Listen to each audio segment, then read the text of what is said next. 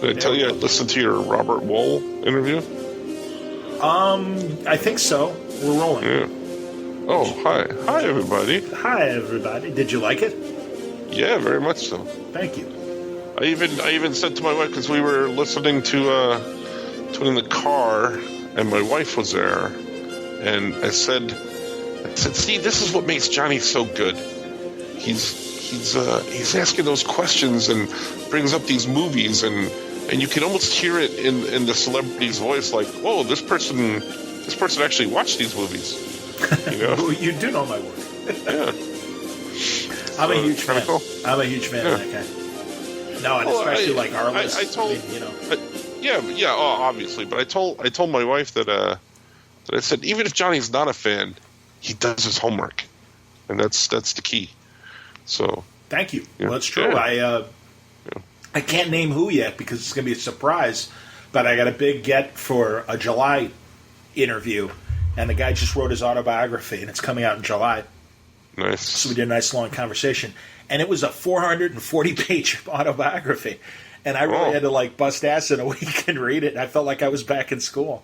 Yeah. Oh man, I got to do this. See, but that's you doing homework. See. But you know, that's what that's you get to, NFA, Johnny. But that's how really and truly. Forgive me for like comparing myself to these much greater interviewers than I am, but like Terry Gross from Fresh Air.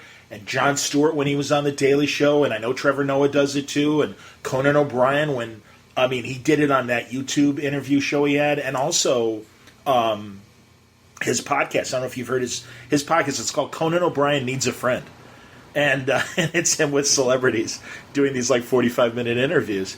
And he does his homework, and he really, like if there's a book like Robert Caro, the great American historian, who has been writing this multi-volume history of Lyndon Johnson, the president from the Vietnam era, and the guy before Nixon and the guy after Kennedy. And very powerful man in the Senate, and then becomes vice president to Kennedy, and then president, and obviously, again, president during the Vietnam War. Basically decided not to go for a second term because of the Vietnam War's failures and everything. Interesting guy. Right. And Conan had been like trying to get him to go on his late night show for years. And the people that represent Caro are like, well, I don't think he'd want to do it, whatever. And they thought he was just going to be kind of like, BS kind of, like, just like you see in late night TV these days. And no, he's a serious fan. And he finally got him to do a live interview Q&A that C-SPAN ran a couple months ago. And he's done a couple since. And he also did the podcast. And no, he's been reading Robert Caro's histories, and they're fantastic and really interesting. And that's when you get the good stuff, is when you do the homework and you really get to, get those weird little factoids of these little obscure moments of, like my guy that I talked to next month, here's a hint, met Rod Serling when he was in high school. And Rod Serling read a short story that he had written in high school and gave him advice about it. And, you're gonna have to type this name into the chat so I know who it is. I'm dying to know. It's like, but also, it's like Paul Harvey, and that man was. Yeah. But listen, also, You're not recording this because I don't want anybody to know that I actually give you praise for things that you do. Okay, no, then we won't start it here. That's all. Okay. I'm lying. So, no, that's nice. Thank you.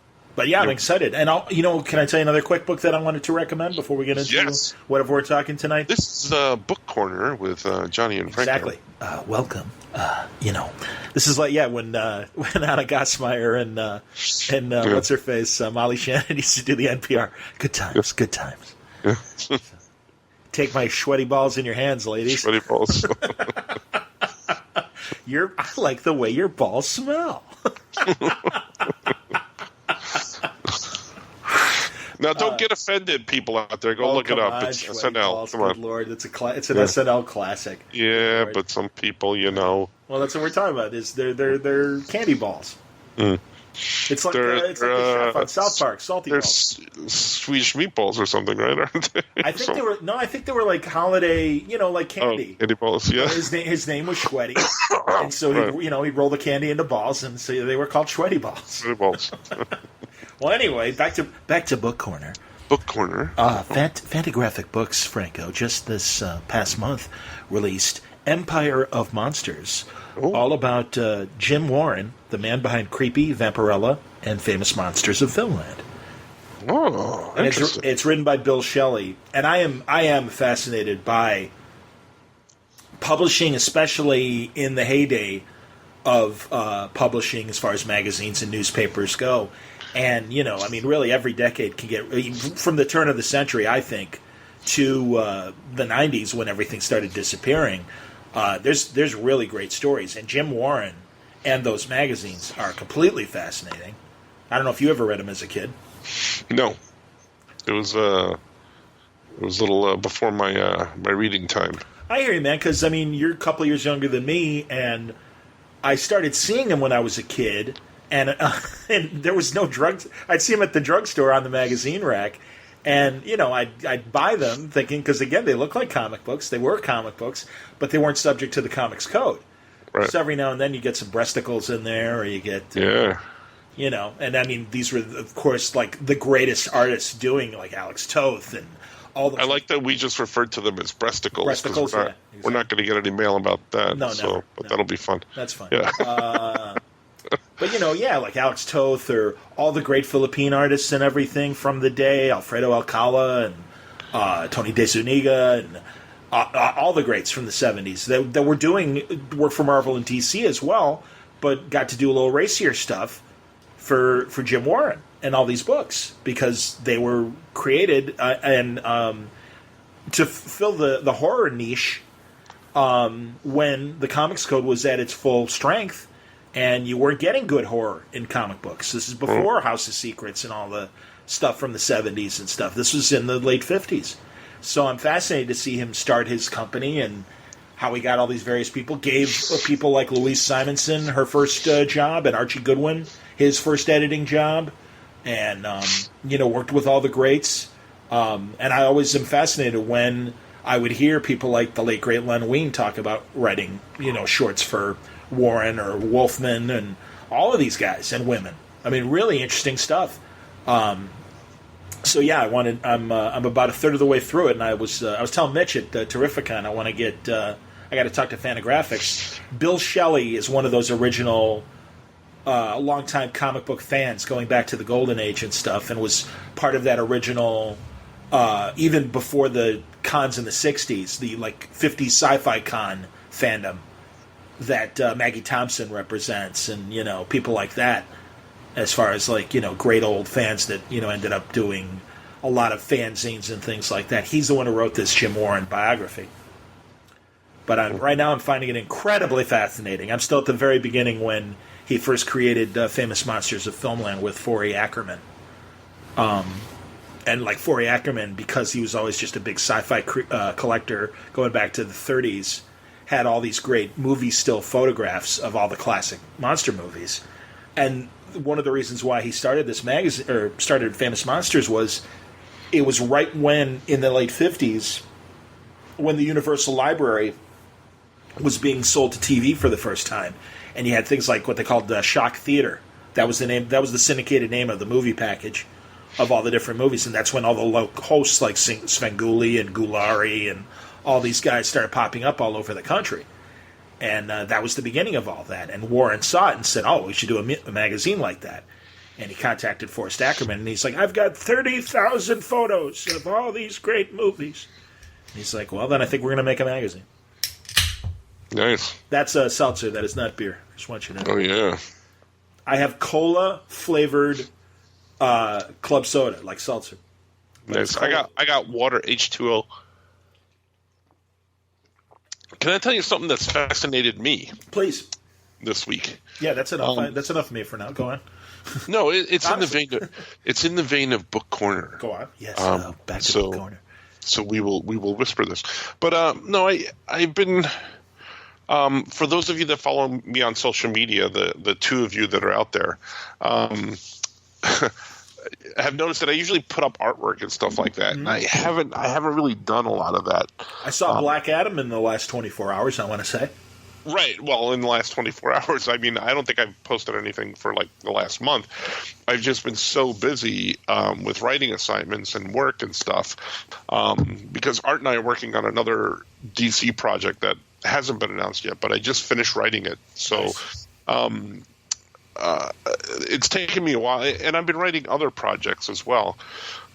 But my mind was like really wandering the other day, and I'm like, man, I have to do something, and I'm doing this book that is I'm doing something for myself. It's called Fox and Evil, a project that I'm doing, but it's heavily involved with story, and I'm going a little inside baseball here.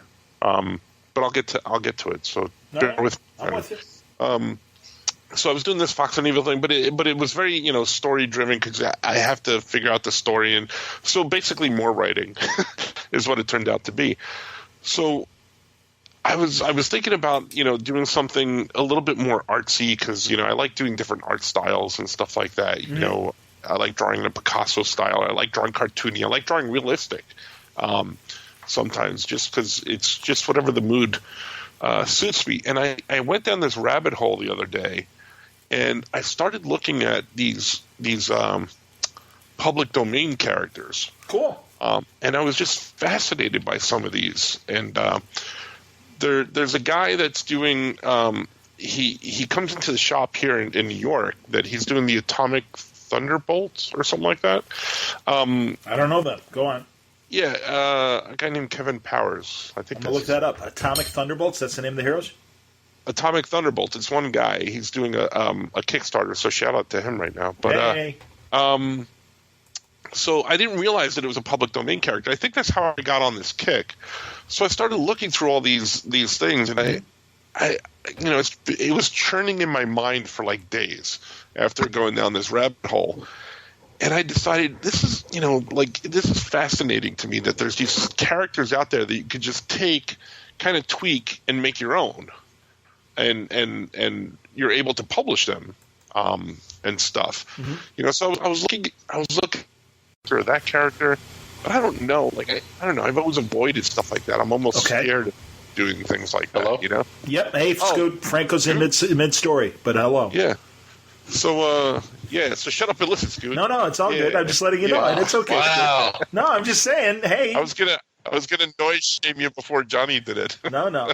I'm trying to be nice. I felt so bad the other week. Actually, I was on the other day with Scoot, and I was talking about this. I'm just fascinated by these characters. Public domain characters, Scoot. Public domain characters, yeah. And then I found this one character, and she was fascinating to me. And she had appeared like in 1939 on the cover of this book. So I did a whole bunch of research, and I found her first story. And I loved the way she looked, and I'm like, and her name was the Vampire. So I'm like, oh, this is kind of cool. 1939, the Vampire. And she's in this lime green suit. Okay. Right? So I'm looking this up, and I did some research, and the first story that she's in, I found it online, and I was reading through it. She's not a vampire. She's just a woman who's dressed in this lime green outfit. And her first story, she was a stowaway on a cargo plane, like a military cargo plane. Mm-hmm. And this military cargo plane is brought down or forced down by Japanese or Chinese, agents. And then, they want to take what's on board. So she is holed up in the cargo hold, stowaway in the cargo bay, and she goes out to investigate what's going on, and she winds up shooting the pistol out of this one, nefarious guy's hand, and then the captain, beats the guy up, and then she says, "Come on, Captain, we must hurry and get out of here," and he goes, "You got it, toots," or something like that, and I'm thinking, this is great. The comic is all about her, but she did absolutely nothing in the comic. It was all about the men, obviously. So basically what I've done is I've taken that public domain character and I've made some tweets, and I'm doing a stream of consciousness story with her for Patreon. And I'm going to start, and I'm doing this panel by panel, page by page. And I don't know if I was talking to you or Art about this, Scoop, but how fascinated I was with it, but how freeing it is and different is based on, I think it was with you, right? It's like, Yeah, we were talking about it. about how different it is because of all the story-oriented stuff that I'm doing. But now I have this, and I have no idea what's going to happen with it or where it's going to go. But it's pretty cool. I think I showed you the first couple of pages, right? Yeah, you added some details to her costume that didn't exist before, which is pretty good. Is it set in the 30s or is it modern day? No, it's modern day. Okay. Modern day. So I'm taking the character, basically making a few tweaks and making it my own. Great. And then putting it up on Patreon. Originally, do you know? Like, was it random or not in Random House? It was Fiction House. Because Black Terror is the one that has that all black kind of basic Superman sort of costume with the Jolly Roger on his chest. Right. And he's got a domino mask. That's what the Black Terror looks like. If people listening don't know him by name, and obviously Alex Ross with Dynamite did all those Project Superheroes, where he did a bunch of reboots and redesigns of a bunch of those. And Fiction House, and they were also called Nedor, Nedor. That was the name of the publisher. And they didn't do the copyright information in the correct way, and that's why these characters lapsed into the public domain. And so that's cool. There is like a whole bunch of characters like that you can riff on because they are in the public domain. But unlike our previous conversation to this, before Book Corner, yes. Yeah, I don't remember it. I didn't do my research that way. Oh, well, that's okay. I didn't write down all that stuff. But, I don't know how this is going to turn out or what it's going to be, but it's just this, I guess, mindworm thing that I got, that I just went down this rabbit hole and was looking at all these things and came away with this character. And, like, panel to panel, my artwork will vary. And it's kind of fun. It's weird. Well, like you said, stream of consciousness. So it's whatever style hits you at the moment. Is that how you're doing it? Yeah, whatever hits me at the moment for that panel. But I'm still kind of connecting it to the last panel, and I kind of have like a vague story because my mind always runs that way anyway. So I have like the first 3 or 4 pages figured out. So I'm curious to see what's going to happen to me. What's the name of the Patreon for it? Franco. Oh, it's just your Patreon page, your Franco page. Okay. I just pasted up on Facebook about it, or the Instagrams and the I'll Twitter. look for that. Yeah, that's awesome, man. Well, that's why I envy you and Scoot and Artie as artists, because I think about these characters and I have story ideas all the time, and I'm too lazy to write them as prose and just regular words I don't mean prose, PROS. Put an E at the end of that. But because I'd be drawing stuff all the time because I'm fascinated by public domain characters. And God, I talked to Rucka last Friday for Word Balloon. It's out, and I even told him, and I mean it's fine because I never expect this ever to happen in my life. But I'm like, oh man, I would love to read earlier story of like Perry White when he's a reporter for the Daily Star or whatever newspaper you want to throw him on before he's even with the Planet. And I'm like, it would be great to have like a period piece in the DC universe with him. And I'm like, I have a whole story of him and Wildcat and Alan Scott, Green Lantern, and Roy Raymond, the TV detective, and all these like characters from the 50s and 40s and stuff, and put them in that post World War II era. And I would love to do that, but A, they're not mine. And B, it's a period piece. I mean, that's the thing. And also, I don't draw. I mean, to get a good artist to draw and stuff like that, it's like, well, this is it's a graphic novel, and I can't pay you to do a graphic novel. Yeah, if you go to Patreon, I put up a post yesterday and one today. One is the first panel, and the other one is like a pen sketch that I did of the vampire character. So, and her name is Vampire. Yeah, and she's not a vampire. She's just a regular person. Well, I'm sure. Are you going to give her vampire powers? That sounds to be part of the story. I have some ideas about what I'm going to do, and I've hit a first twist turn in the story in my mind. I haven't put it up on paper yet, but it should be fun. Cool. No, that sounds great, man. I like it. Yeah. Like it a lot. So go to my Patreon and check it out. Dig it. Yeah, dig it. But also we'll find there's a link to it on your Facebook page. Facebook, Twitters, and Instagrams. Yes. Excellent. Yes. Yeah. Fantastic. All right, see, there we go. What else? I'm going to it right now. You should have saved that for the pod when we pod later. We're potting right now, man. Yeah. Man, I didn't start eating my cereal yet. Yeah, exactly. Yeah. Don't you have some lumber you need to saw while we're talking? I've got my wet vac. I can take the part of Scoot today and just play that in the background. Why don't you pick up that glove instead? I had the glove floated away. I had a little flooding incident. With my water heater. That's right. Man, Did you pee? I woke up two Thursdays ago, and I'm hearing something like running water. I'm like, what the hell's going on? And it's that copper escape valve pipe that runs alongside the water heater. So obviously it's like, uh-oh, Jesus. So, and it's like, spurting really bad. A lot of spurting. And unfortunately, that pipe, is like a foot and a half away from the drain where it would correspond and go down. And it's like, that's not helpful. And how come I'm only discovering this now? So I'm like, so I turn off the water heater to turn off the hot water. It works. The water stops. And yeah, I went to Home Depot and I bought a wet vac. So that was fun. So that's a good time. So that was some fun. Thank God I haven't replaced the floor yet at my place, because we're going to do that in about a month or so, and get a thicker floor and put a little foundation underneath the floor and everything, so that it's a little more waterproof, which would be nice. Good. Yeah, especially being in a garden apartment and stuff. We definitely want it a little more waterproof.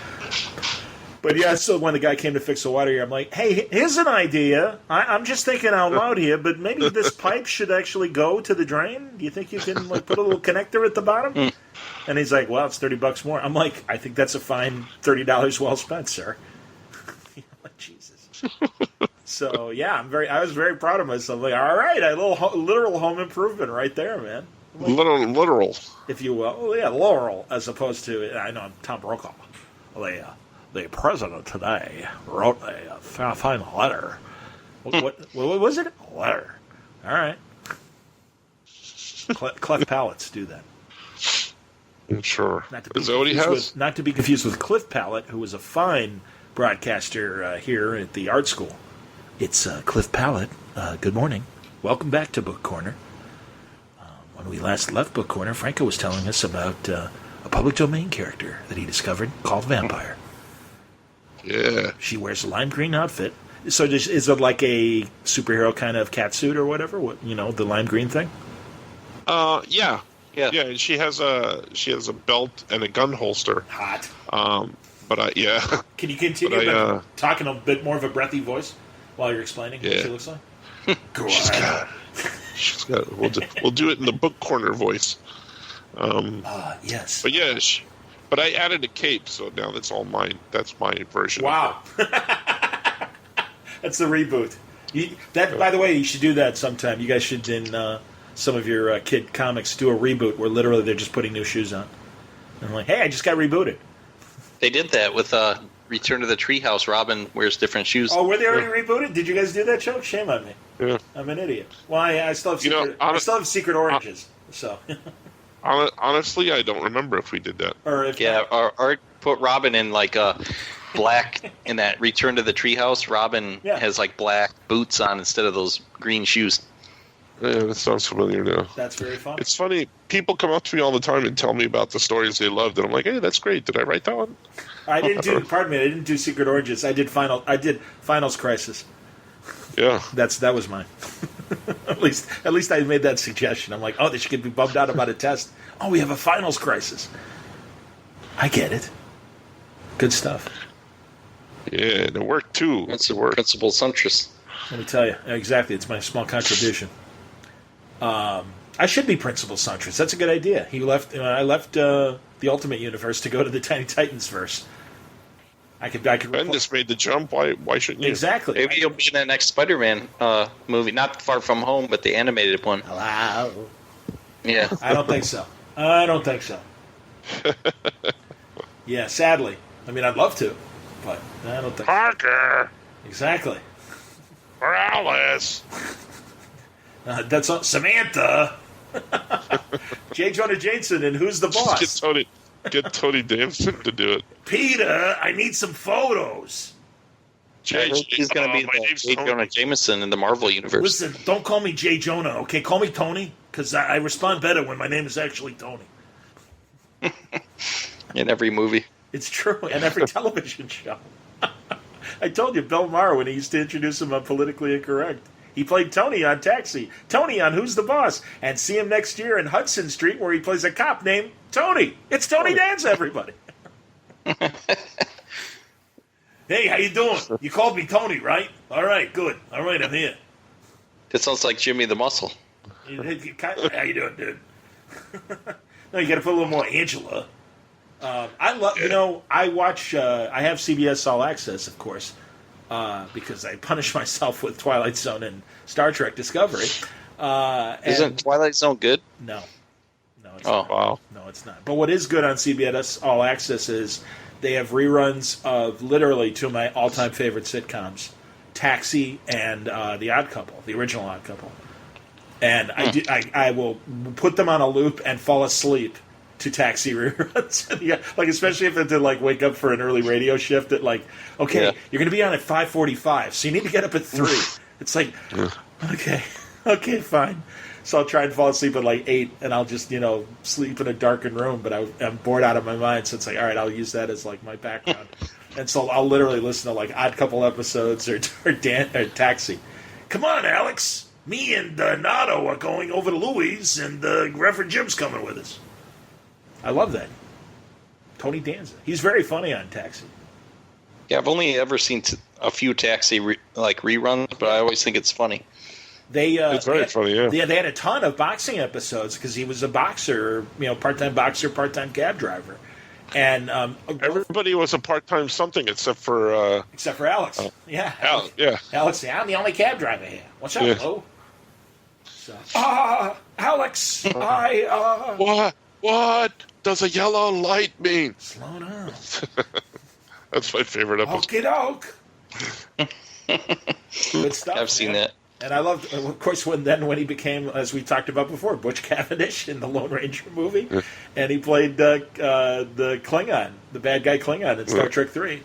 Captain Kirk, I am your enemy. 1.21 gigawatts. Exactly. I'm going to kill your son, David, who used to be on Square Pegs as John. Tony Danza and Christopher Lloyd would reunite again later in Angels in the Outfield, too.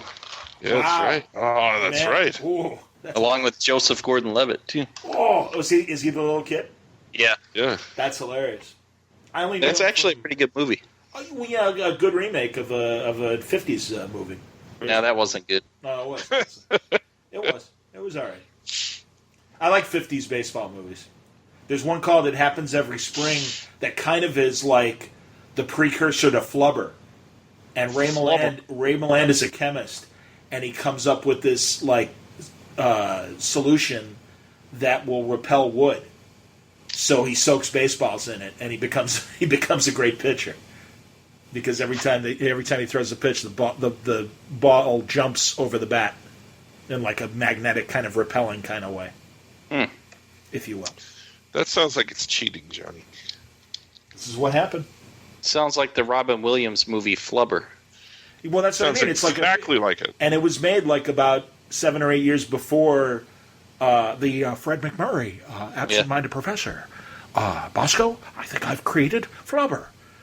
Boys, you're going to win that basketball game where the all-white team is playing the other all-white team. It is the greatest example of welcome to basketball, kids. Here's that great play everyone's going for called the chest pass. The slam dunk. No, it's like, are you kidding? Everybody loves a good free throw shooter. But also, where are my 3 sons? Also, what's her face? I love the woman that he's Barbara or whatever her name was. Nancy Olson is the love interest in the Absent-Minded Professor. Remember, he puts it in his Model T, and his Model T can fly. Oh, Yeah. Yeah. And what's it? Keenan Wynn is the bad guy. Come on, for God's sake! I'm going to buy all this university land and put a shopping mall over here. Yeah. That's a great businessman, it sounds like. Now, wait a minute, Dean. You can't sell the university. I'm onto something big. Nah. Where's Joe Flynn when we need him? For God's sake, Mikhail! Trump would like that guy that's trying to sell all that land. Here, I'm going to turn off the fan. I hear buzzing in the background. That's me on my side. No, I think it's me. Hold on. Or at least it'll be less when I turn off my fan. It'll be less me.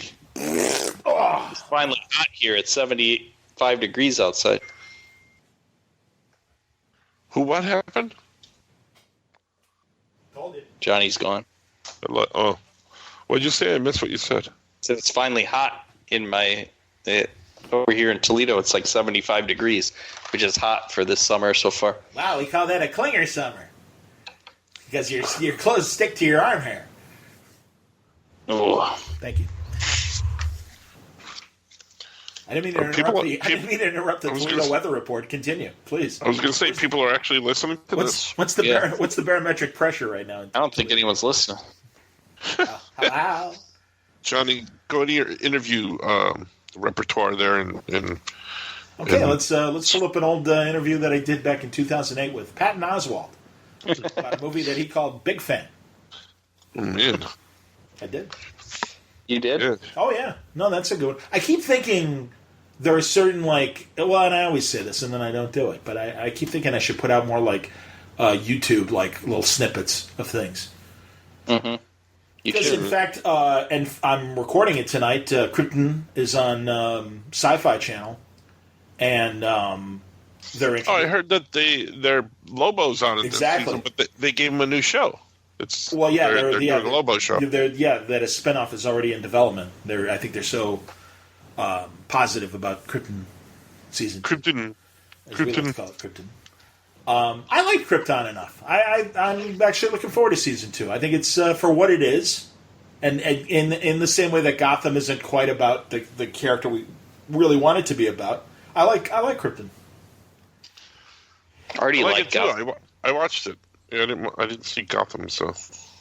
I'm still sitting on the last handful of episodes of Gotham, and I'm not motivated to watch them. I'm very upset that someone spoiled Forrest Gump for me today. What do you mean? They spoiled it. You never saw Forrest Gump? No, I did, but I was upset that they spoiled it. All right, then. How do you spoil Forrest Gump? Haley Joel Osment, they just blurted out the ending in a crowded room, and I'm like, come on now. Bert and Ernie. What are you watching? Bert and Ernie. Good stuff, man. So, yeah. Haley Joel Osment, I got to admit, every time I see him now, I kind of root for him because he's kind of had a lot of fun roles. I loved him on Silicon Valley, and I loved him in the Entourage movie. I'll admit, I like the Entourage movie as misogynistic as it was. And it is. It absolutely is. Seriously, that is a male, ridiculous, it's a teenage male fantasy. Absolutely it is. All right. Is it a male Sex in the City-ish? Shish? Yeah, but it's guys having fun. It's guys living the most ridiculous celebrity life and are, jumping in and out of bed with very beautiful women. And yeah, it absolutely is. It's a male dominated show, and women are sexy lamps, as our friend Kelly Sue DeConnick would probably describe most of these women. They really don't have consequential roles as far as story or anything like that. I mean, every now and then you get an interesting character, but not many. I'll be honest, because they're there as conquests. I won't deny it. But anyway, all that said, Haley Joel Osment is very funny in the Entourage movie, and kind of plays a spoiled rich kid, and Billy Bob Thornton plays his daddy. But they're co-financing Vince's big movie, and they're rebooting Jekyll and Hyde, and they make Jekyll a DJ, a club DJ. It's very weird. But this is his big follow-up to being Aquaman, if you remember it on the Entourage TV show. Oh yeah, he was Aquaman. That's right, that show. Yep. They made fun of Aquaman. Now look. Exactly. He's laughing now. Yeah, Jason Momoa could kick his ass. I watched the Graham Norton where Jason Momoa was on, and they were talking about Aquaman. So I saw the Graham Norton with Emilia Clarke and Arnold Schwarzenegger. That was fun. how was Arnold? Yep. Good. They were talking about eyebrows, and they had them have an eyebrow off. It was Emilia Clarke, Jake Gyllenhaal, and That's a good eyebrows. Cara Devine. Is that her name? I don't know. What is she? She was in that Suicide movie. She was the witch. She's got the eyebrows. She's a model. Cara Devine, something like that. I don't know. Very pretty, but she's got the eyebrows. You got those Graham Norton writers. Go on. Yeah, they had an eyebrow off, and Arnold Schwarzenegger was the judge. It was really funny. Oh man, well, because he's too good. He'd be like in the Hall of Fame. You want to reach the level of a Schwarzenegger eyebrow raise. Right? Yeah. I get it. Yeah. So I'm excited for the new Terminator movie. I got hopes. Is Emilia Clarke in that one? I don't know. I don't know her I know by name. Linda Hamilton is. What's that? Linda Hamilton. Absolutely. But Emilia Clarke was in that other one, the other Terminator. Or was she in Genesis or Salvation? I don't know. I'm looking her up. They kind of blend together. Yeah, I don't know her. I'm gonna look up her. She's Daenerys from Game of Thrones. Yeah, shame on me because she's in Solo. I don't watch. Oh, okay, now I know who she is. Oh yeah, was she the love interest in Solo? Yeah. Yeah, I really like her. No, she's lovely. I'm a big fan. Although I again confess that I wasn't watching Game of Thrones. I don't know why. Look up Cara Delevingne. Hold on. With eyebrows. Well, yeah, you're not helping it with that kind of spelling, Cara. Well, just Cara, I think. Oh, it's C-A. Just put Cara eyebrows into the browser. No, actually, all I had to put was Cara, and she immediately came up. Maybe the phone hears me. Oh, scary! You're scaring the shit out of me. Ooh. Oh, it's Franco Clanco. We can square. Wow, she does have good eyebrows. See? She almost looks like Malfoy as a woman. Ooh, I don't know who creepy. Malfoy is. From, right? Isn't it? From Harry Potter. The kid. Oh, I don't know. Oh, what? Oh, why would you do that to me? Now all I can see is him when I look at her. That's not good. I understand. Oh, come on. Sorry, man. See? I'm sorry. There was a very severe second picture of her on, I don't know what this is that I'm getting my photos from. Google. And that maybe I'm like, damn, you look like Malfoy. What the hell? But yeah, I see her now. Sure. I don't know what she's in. She was in that Suicide Squad movie. Oh, is she Enchantress? Yes. Because you said that Suicide movie, and I'm like, I don't know which one you're talking about. Come on, Johnny. There you go. Yeah, she was. You got to speak Franco. And I know. She's in Valerian. I still haven't seen. Anyone see Valerian around the room? Oh, that's the other movie. Yeah, I did see it. It wasn't so bad for a crappy movie. That's Luc Besson, right? Yeah. He's a fine filmmaker, and I give him credit for. Or was it the Wachowskis? No. Valerian was Luc Besson. Yeah. Jupiter Rising was the Wachowskis. That's right, and it had Kunis. And Halle Berry or something, and Tom Hanks or something, right? I think it was. I thought it was Channing Tatum and you're thinking of Cloud Atlas, I think. Oh my gosh! All these movies. I loved Cloud Atlas. The Wachowskis. I was just talking about Cloud Atlas with one of the newscasters last who weekend. Did Jupiter Rising then? Wachowskis, yeah, but that's a different movie. Wait, they're both Wachowski movies? Yeah. Mm-hmm. What the? Yeah. I'm very. Cloud Atlas was first, and Jupiter's Rising was just like 3 years ago, something like that. 2 or 3 years. Was it the sequel? No, I don't think so. No, it's completely different, and it was a different source material. And Cloud Atlas is based on a novel, and also had a third director in it. It was the guy who did Run Lola Run. Tim something, like he had an alliterative name, TT. I'm very confused. Like Tom Teaneck or whatever, Not really. Here, I looked that up. Cloud Atlas. I love Cloud Atlas. I am very confused. I appreciated the ambition behind Cloud Atlas. It is not a perfect movie, but I did like enough of all the stories that I loved the Jim Broadbent retirement home story. I thought that was great.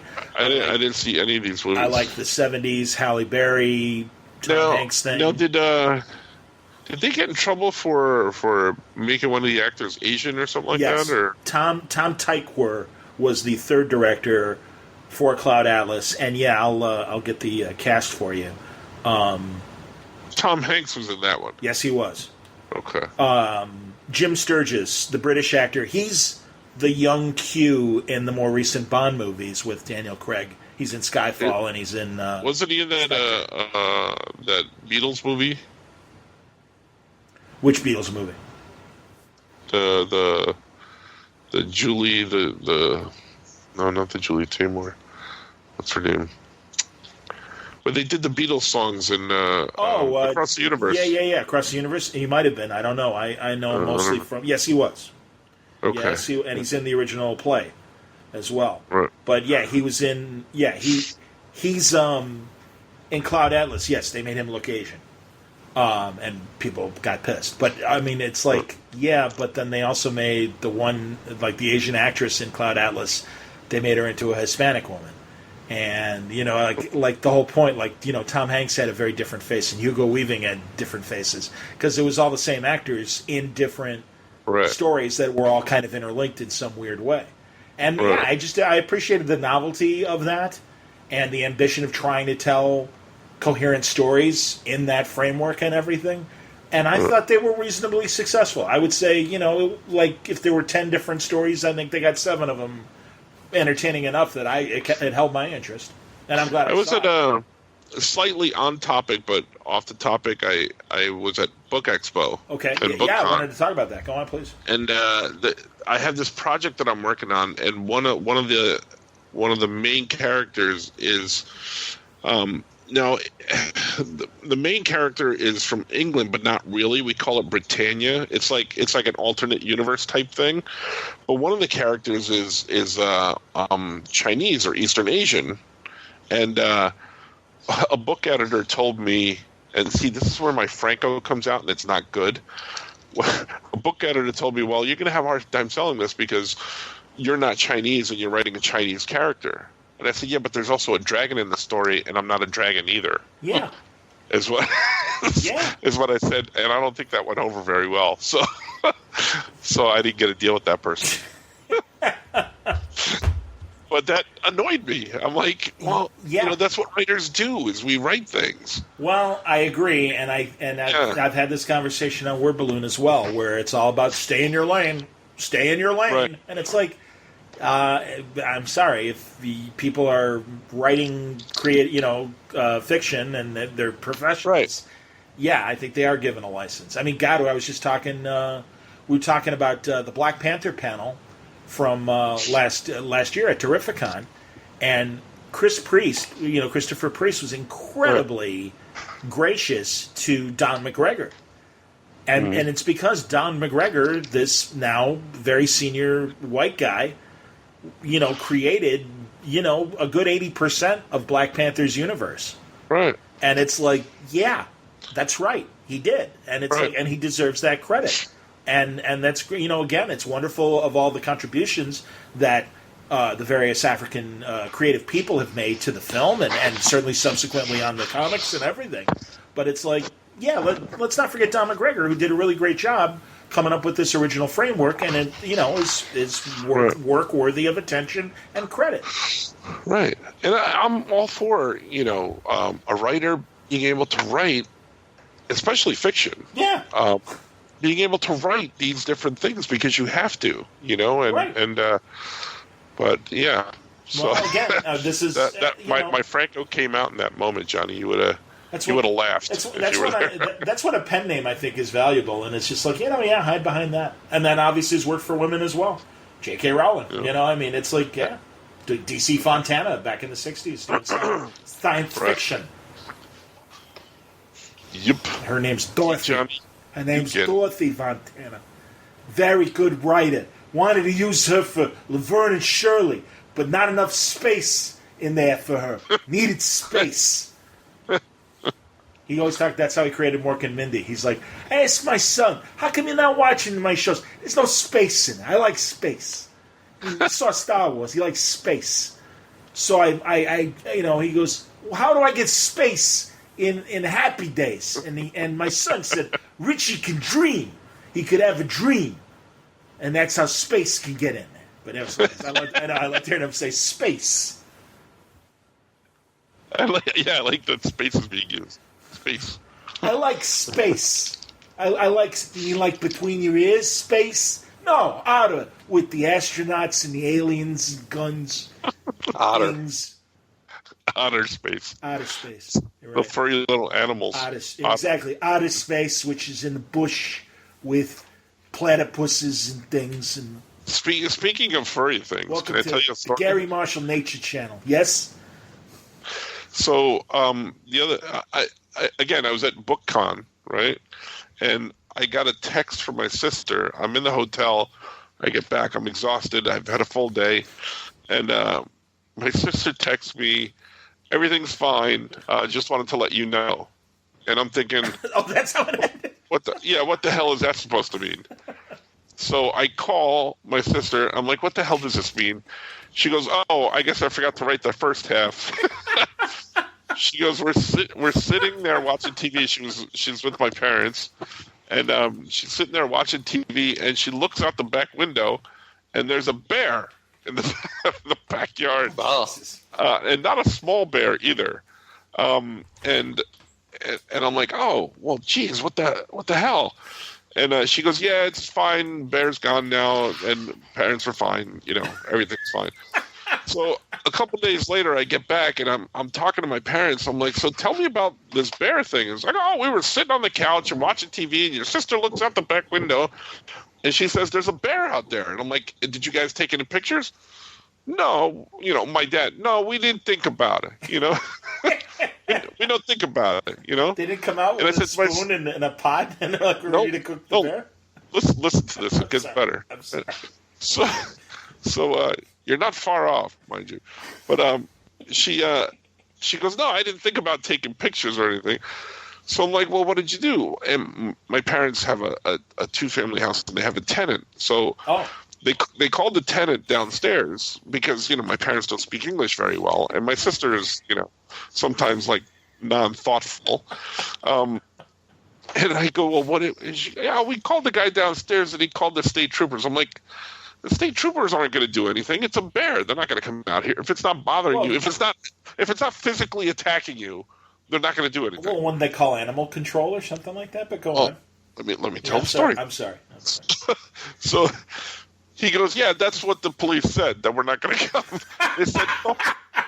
They said, "Call animal control." And I said, "So we called animal control." I'm like, "Animal control's not going to come out here. We live in the woods here, and I've dealt with them before. Unless the animal is physically attacking you, they're not going to come out here." I had a rabid coyote on my front lawn for like the better part of 12 hours, and they wouldn't come out here. Wow. I had no idea. Yeah. So I said, "They're not going to come out here." My dad goes, "Yeah, that's what they said too. They said, leave it alone. It'll go away. Don't leave any uncovered garbage and stuff like that." So I'm like, "Well, what?" Yeah, I'm like, what did the bear do?"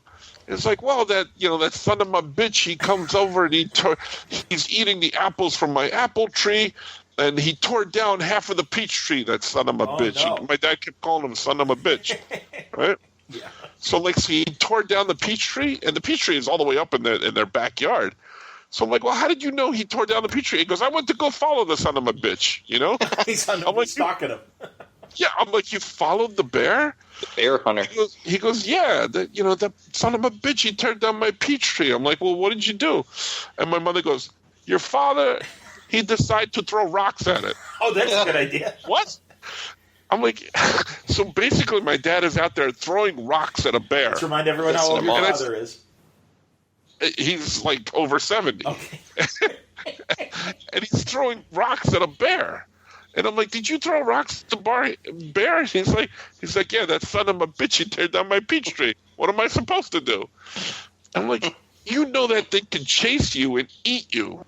And he goes, nah, that son of a bitch, he only wanted the peaches. He don't want them. So I'm like, this story is unbelievable to me. I think you found your first adventure for a vampire.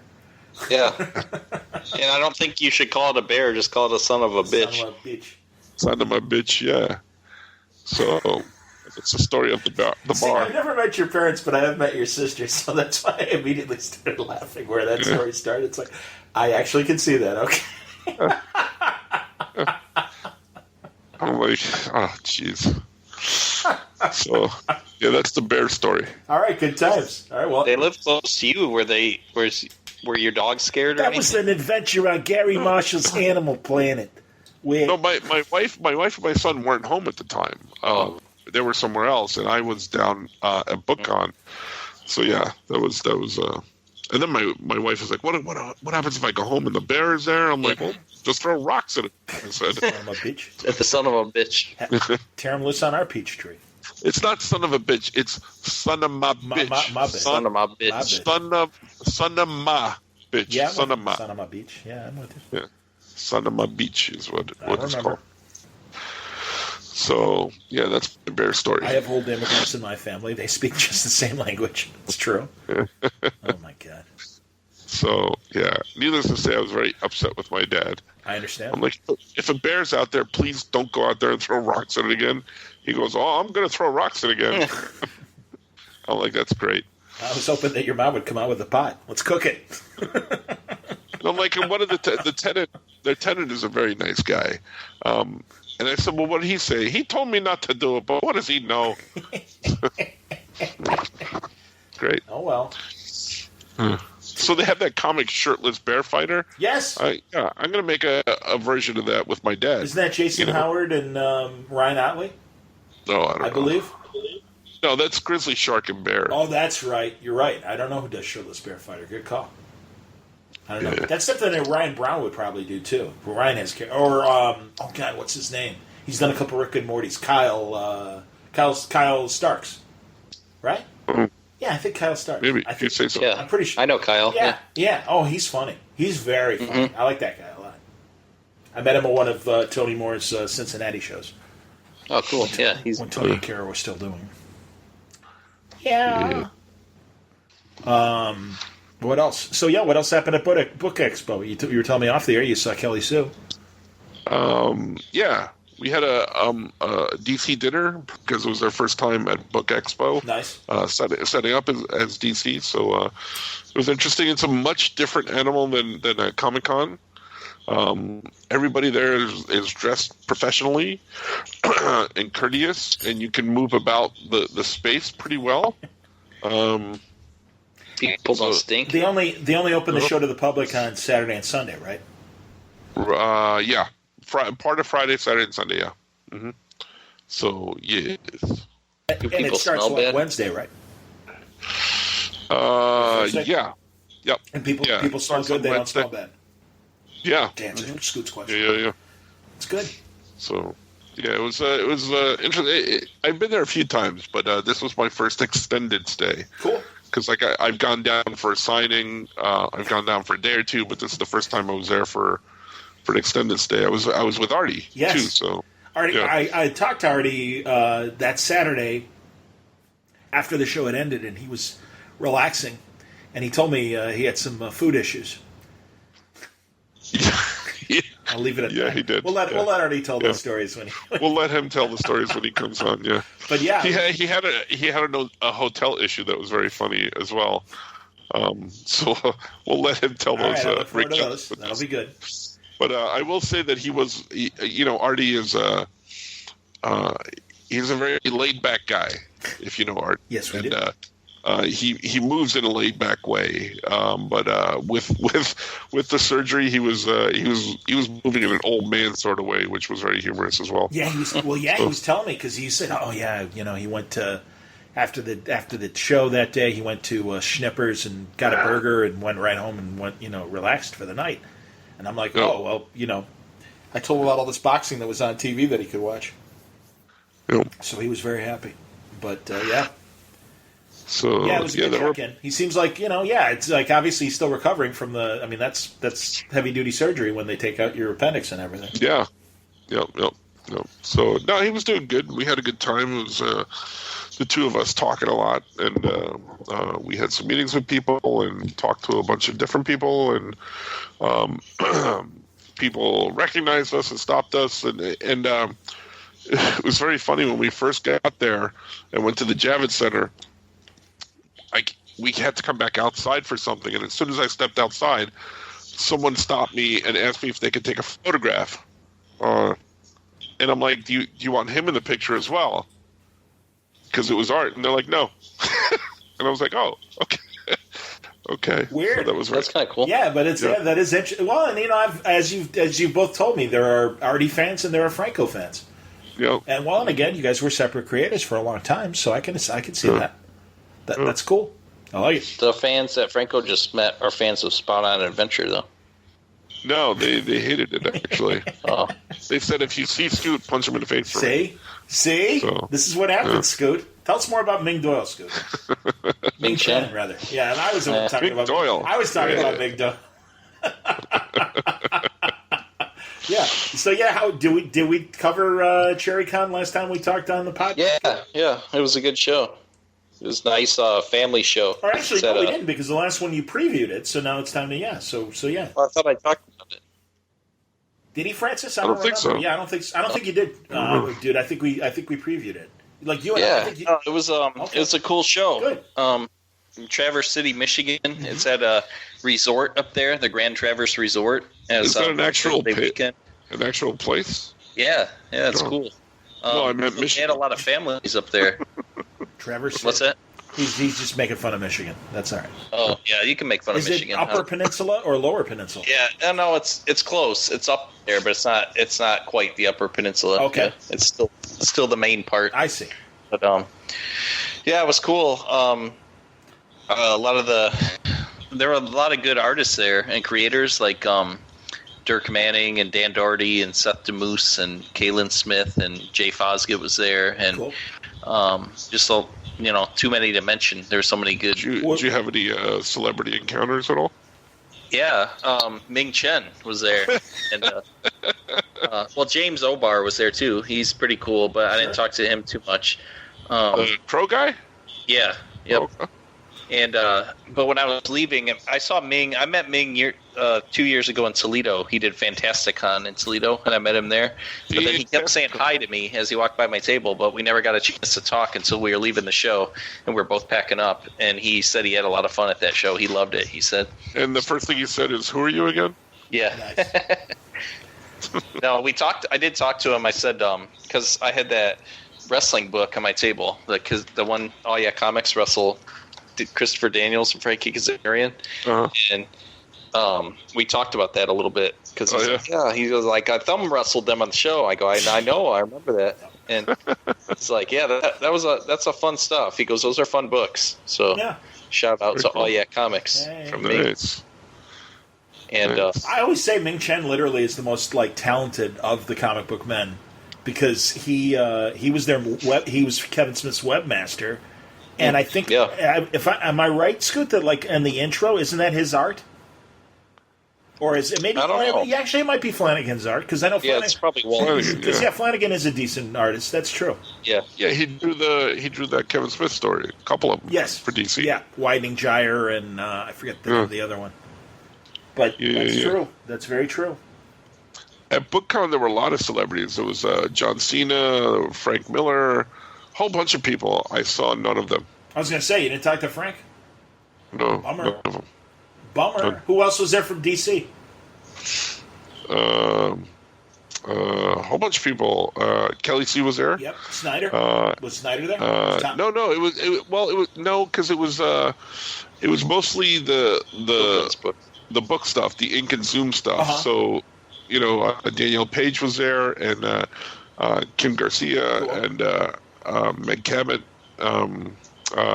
were there. I talked to the artist on the Catwoman book, Isaac. Yeah, it's my buddy. Yeah. Isaac Goodhart. Yeah, we're good friends. He's awesome.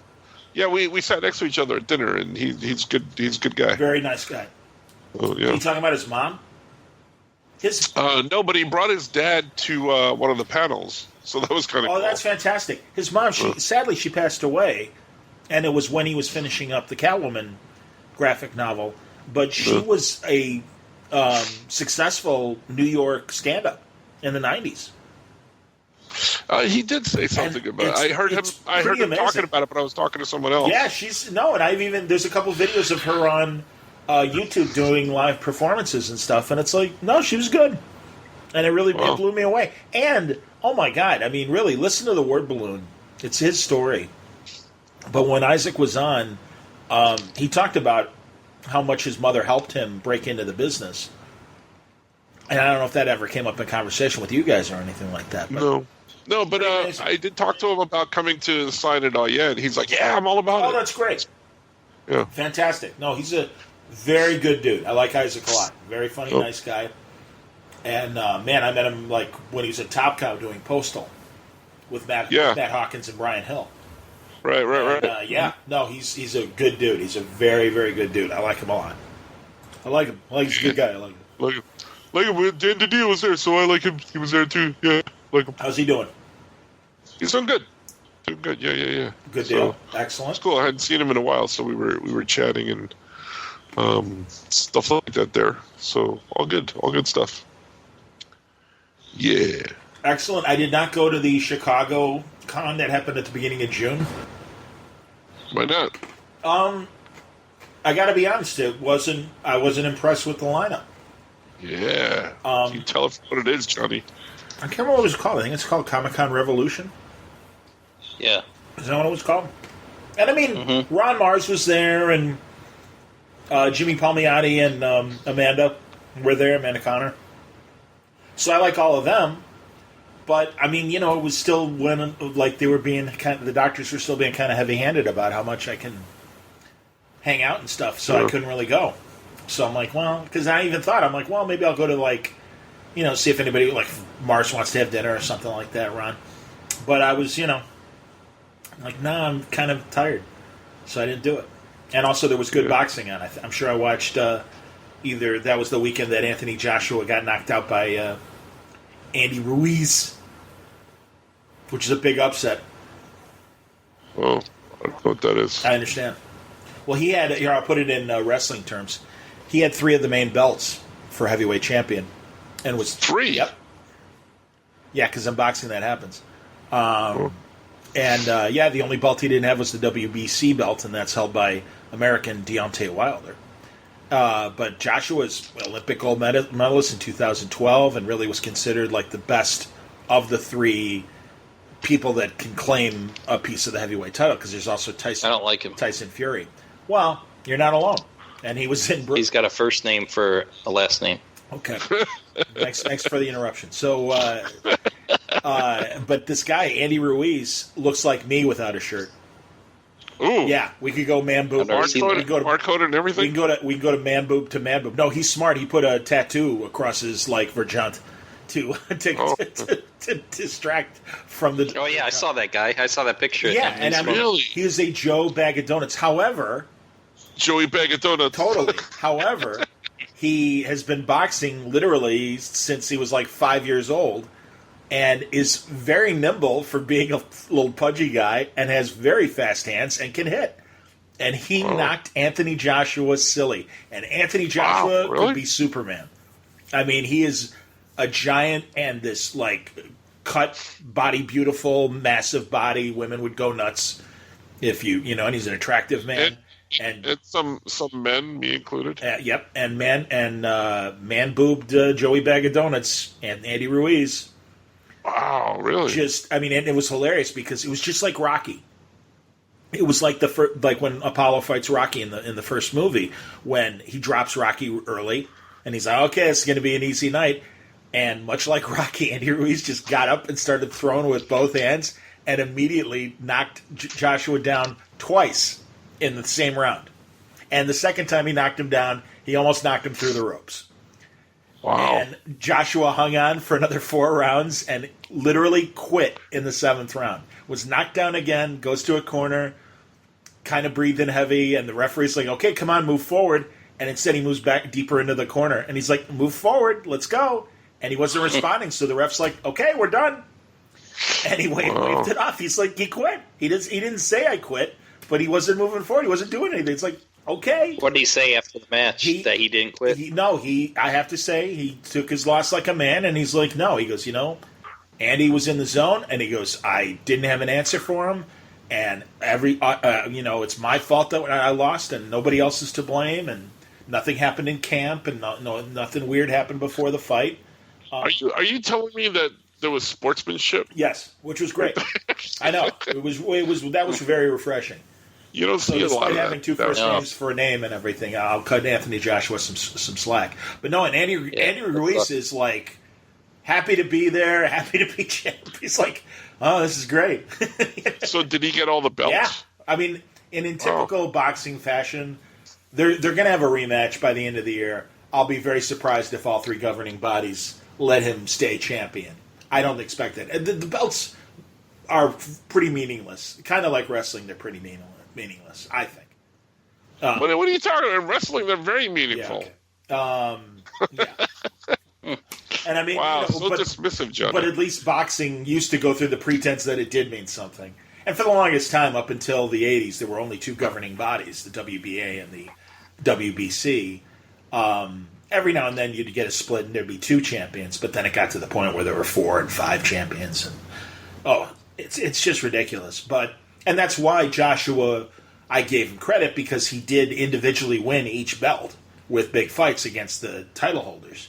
So I think, winning 3 belts and being undefeated and so many knockouts, he's a great champion. Deontay Wilder is also undefeated and has a lot of knockouts. And then the final fighter is, what's his name? Tyson Fury, who they call the linear champion. He has no belts, but he beat Vladimir Klitschko when he was the undisputed champion and had all the belts. He just kind of had a nervous breakdown and refused to defend his title. So eventually all the governing bodies stripped away the belts, but he didn't lose in the ring. So then, like 2 years after beating Klitschko, he got out of retirement and came back, and in his 4th or 3rd fight, he fought Deontay Wilder last year, and they fought to a draw. That's the one where Deontay Wilder knocked him down in the 12th round, and he looked like he was out cold.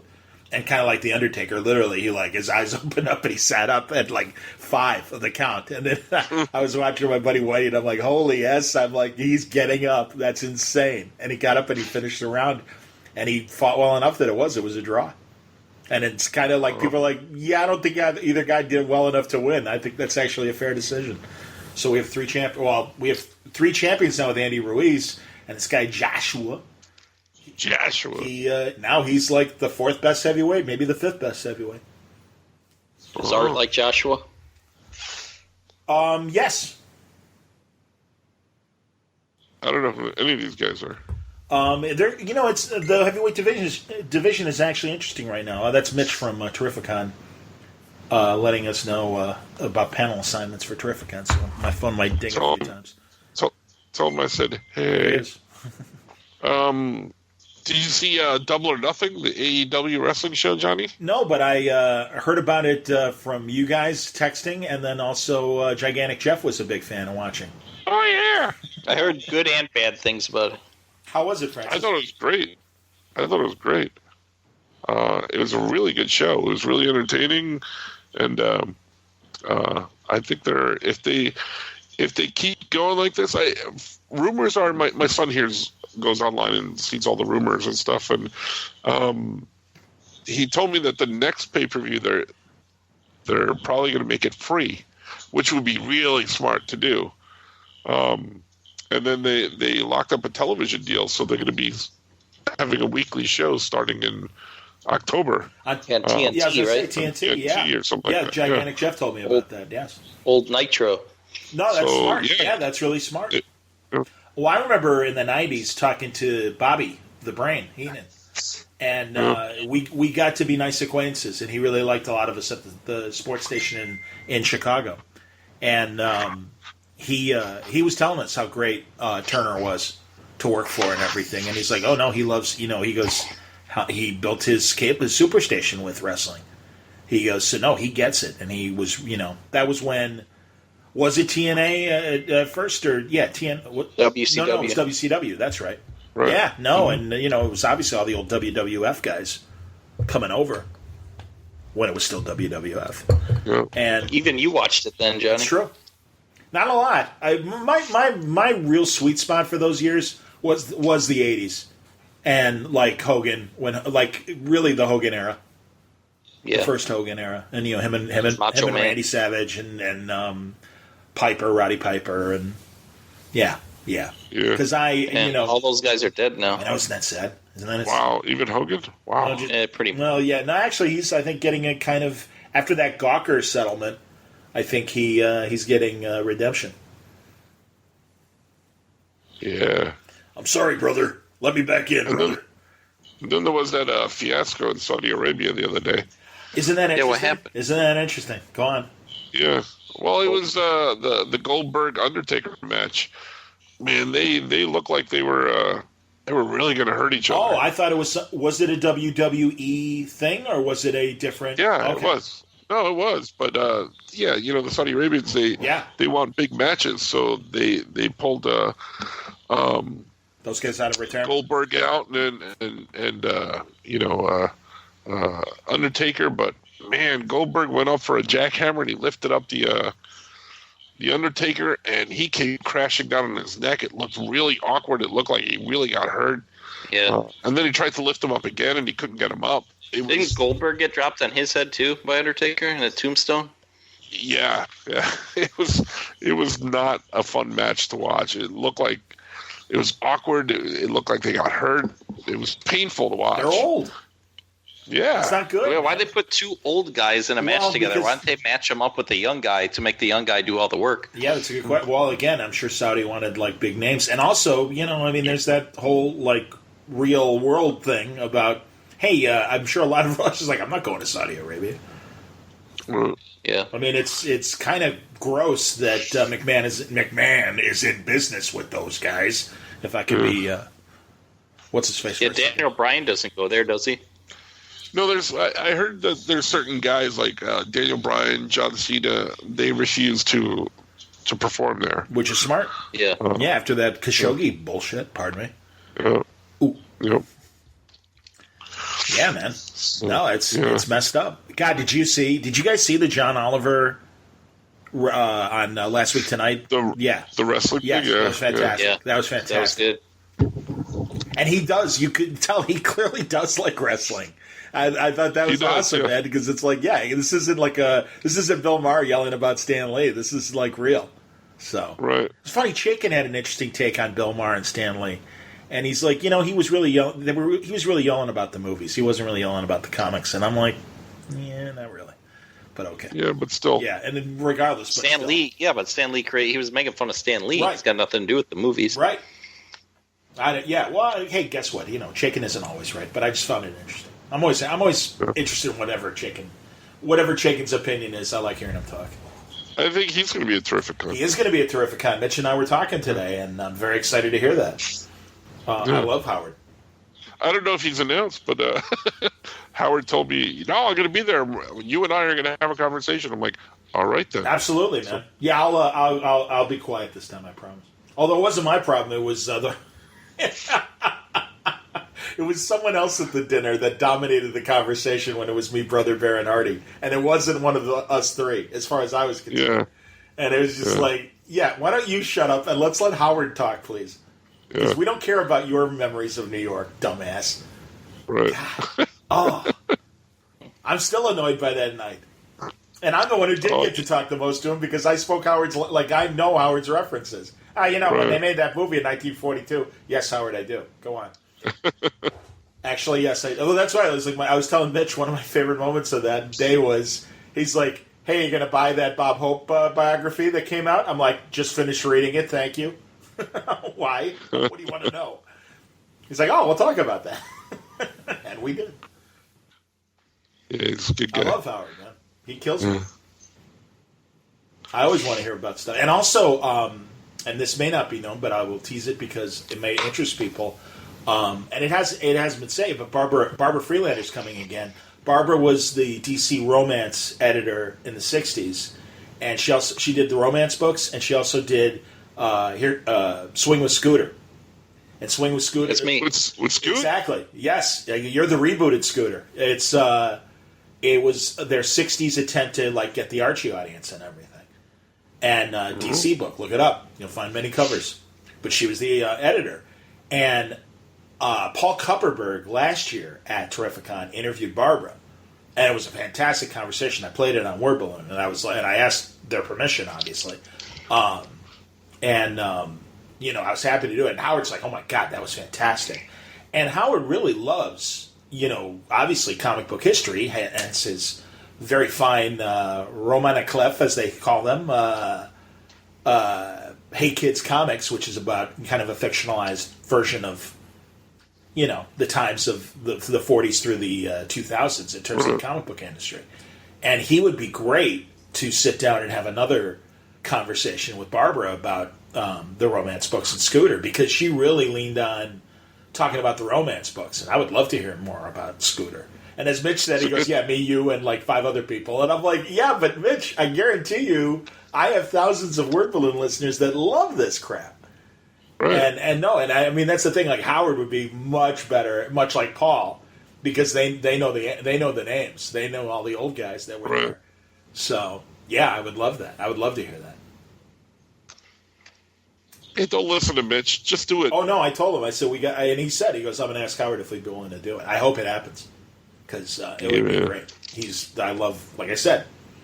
No, that's like Wade. I mean, honestly, I won't deny if I hear, "Hey, we're thinking about doing a panel," and Mark's going to moderate it, and be like, "Oh, all right." And it's like part of me is like, "Oh, all right," but truly, as much of me is like, "Yeah, that's smart," because he really knows the subject, and he will be great. And and really, without even trying, being such a fan as he is, He's good. He can do it quite well. I remember when he did Russ Heath, the fine DC artist of Enemy Ace and a million other great projects in the day. And yeah, it was all great talk about the war books and working for Robert Kanigher and all that stuff. I liked it. I don't know any of that See? stuff. Oh, all right, let me test you guys. George Baker? Perez. No, George Baker was a World War II cartoonist who came up with a very popular, at the time, feature that started in Stars and Stripes for World War II, became a movie property and a full-fledged comic strip and comic book well into the 80s or 90s. And it was another Army character, but it was not Beetle Bailey. It was... Harry Potter. Yes, that's right. Corporal Harry Potter in Vietnam Through My Eyes. Hufflepuff just went down from the Viet Cong. No. No. What character? Sad Sack. Sad Sack. Right. Okay. I hated Sad Sack comics. They were the ugliest comics on the racks. I know, but the art reflected what the character was, because it was sad art and it was a sad character. Sad Sack. You're right. Wow. Apparently, I was reading an old Comics Journal article about George Baker, and apparently, to fit the Sad Sack role, when he first gets drafted in the Army, his uniform fits perfectly. And his sergeant's like, "Well, that's not right. Go back." And he comes back out in the outfit. He goes, "All right, that's better." But Jerry Lewis even played the Sad Sack in a movie. Ding. Oh, I didn't know that. There you go. And that's what I'm saying. So, like, George Baker, is he a forgotten genius? Or, yeah, that's nice anyway. As far as being a Golden Age cartoonist. I don't know. I mean, he was a contemporary of the great Bill Maudlin, who did those Joe and Willie single-panel World War II, Willie and Joe. You know what I'm talking about? The two servicemen? No.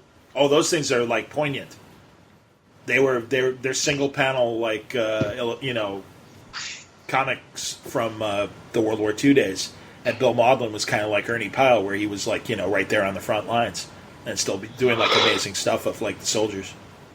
If you think so. True.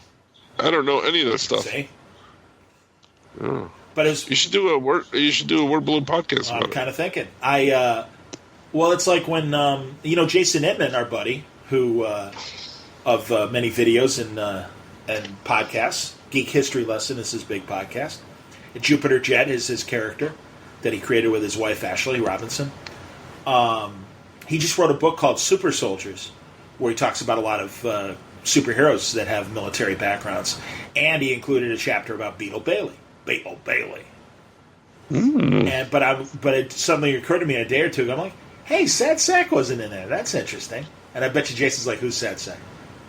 Because he's he's like in his late 20s or early 30s. I think he's in his late 20s even still. So, but Jason was in the Iraq War as a Marine, and really was having to collect IEDs, the explosive devices that were on the streets and stuff like that.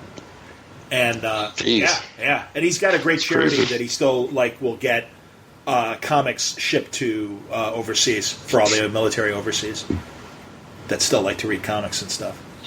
So, but yeah, he wrote this book called Super Soldiers, which are a bunch of essays about Captain Marvel's in there, obviously Captain America, Green Lantern as a test pilot and everything. I want test pilots. Interesting. Good stuff. Yeah, he was just on Word Balloon. But yeah, I'm like, where's Sad Sack, ladies and gentlemen? I asked. Name dropper. I can't help it. It's true. So Billy D. Williams is going to be a terrific con. Yeah, he is. You going to get an interview? I hope so. Bingo Long. I certainly hope so. Yeah. Two-Face. He never got to be Two-Face.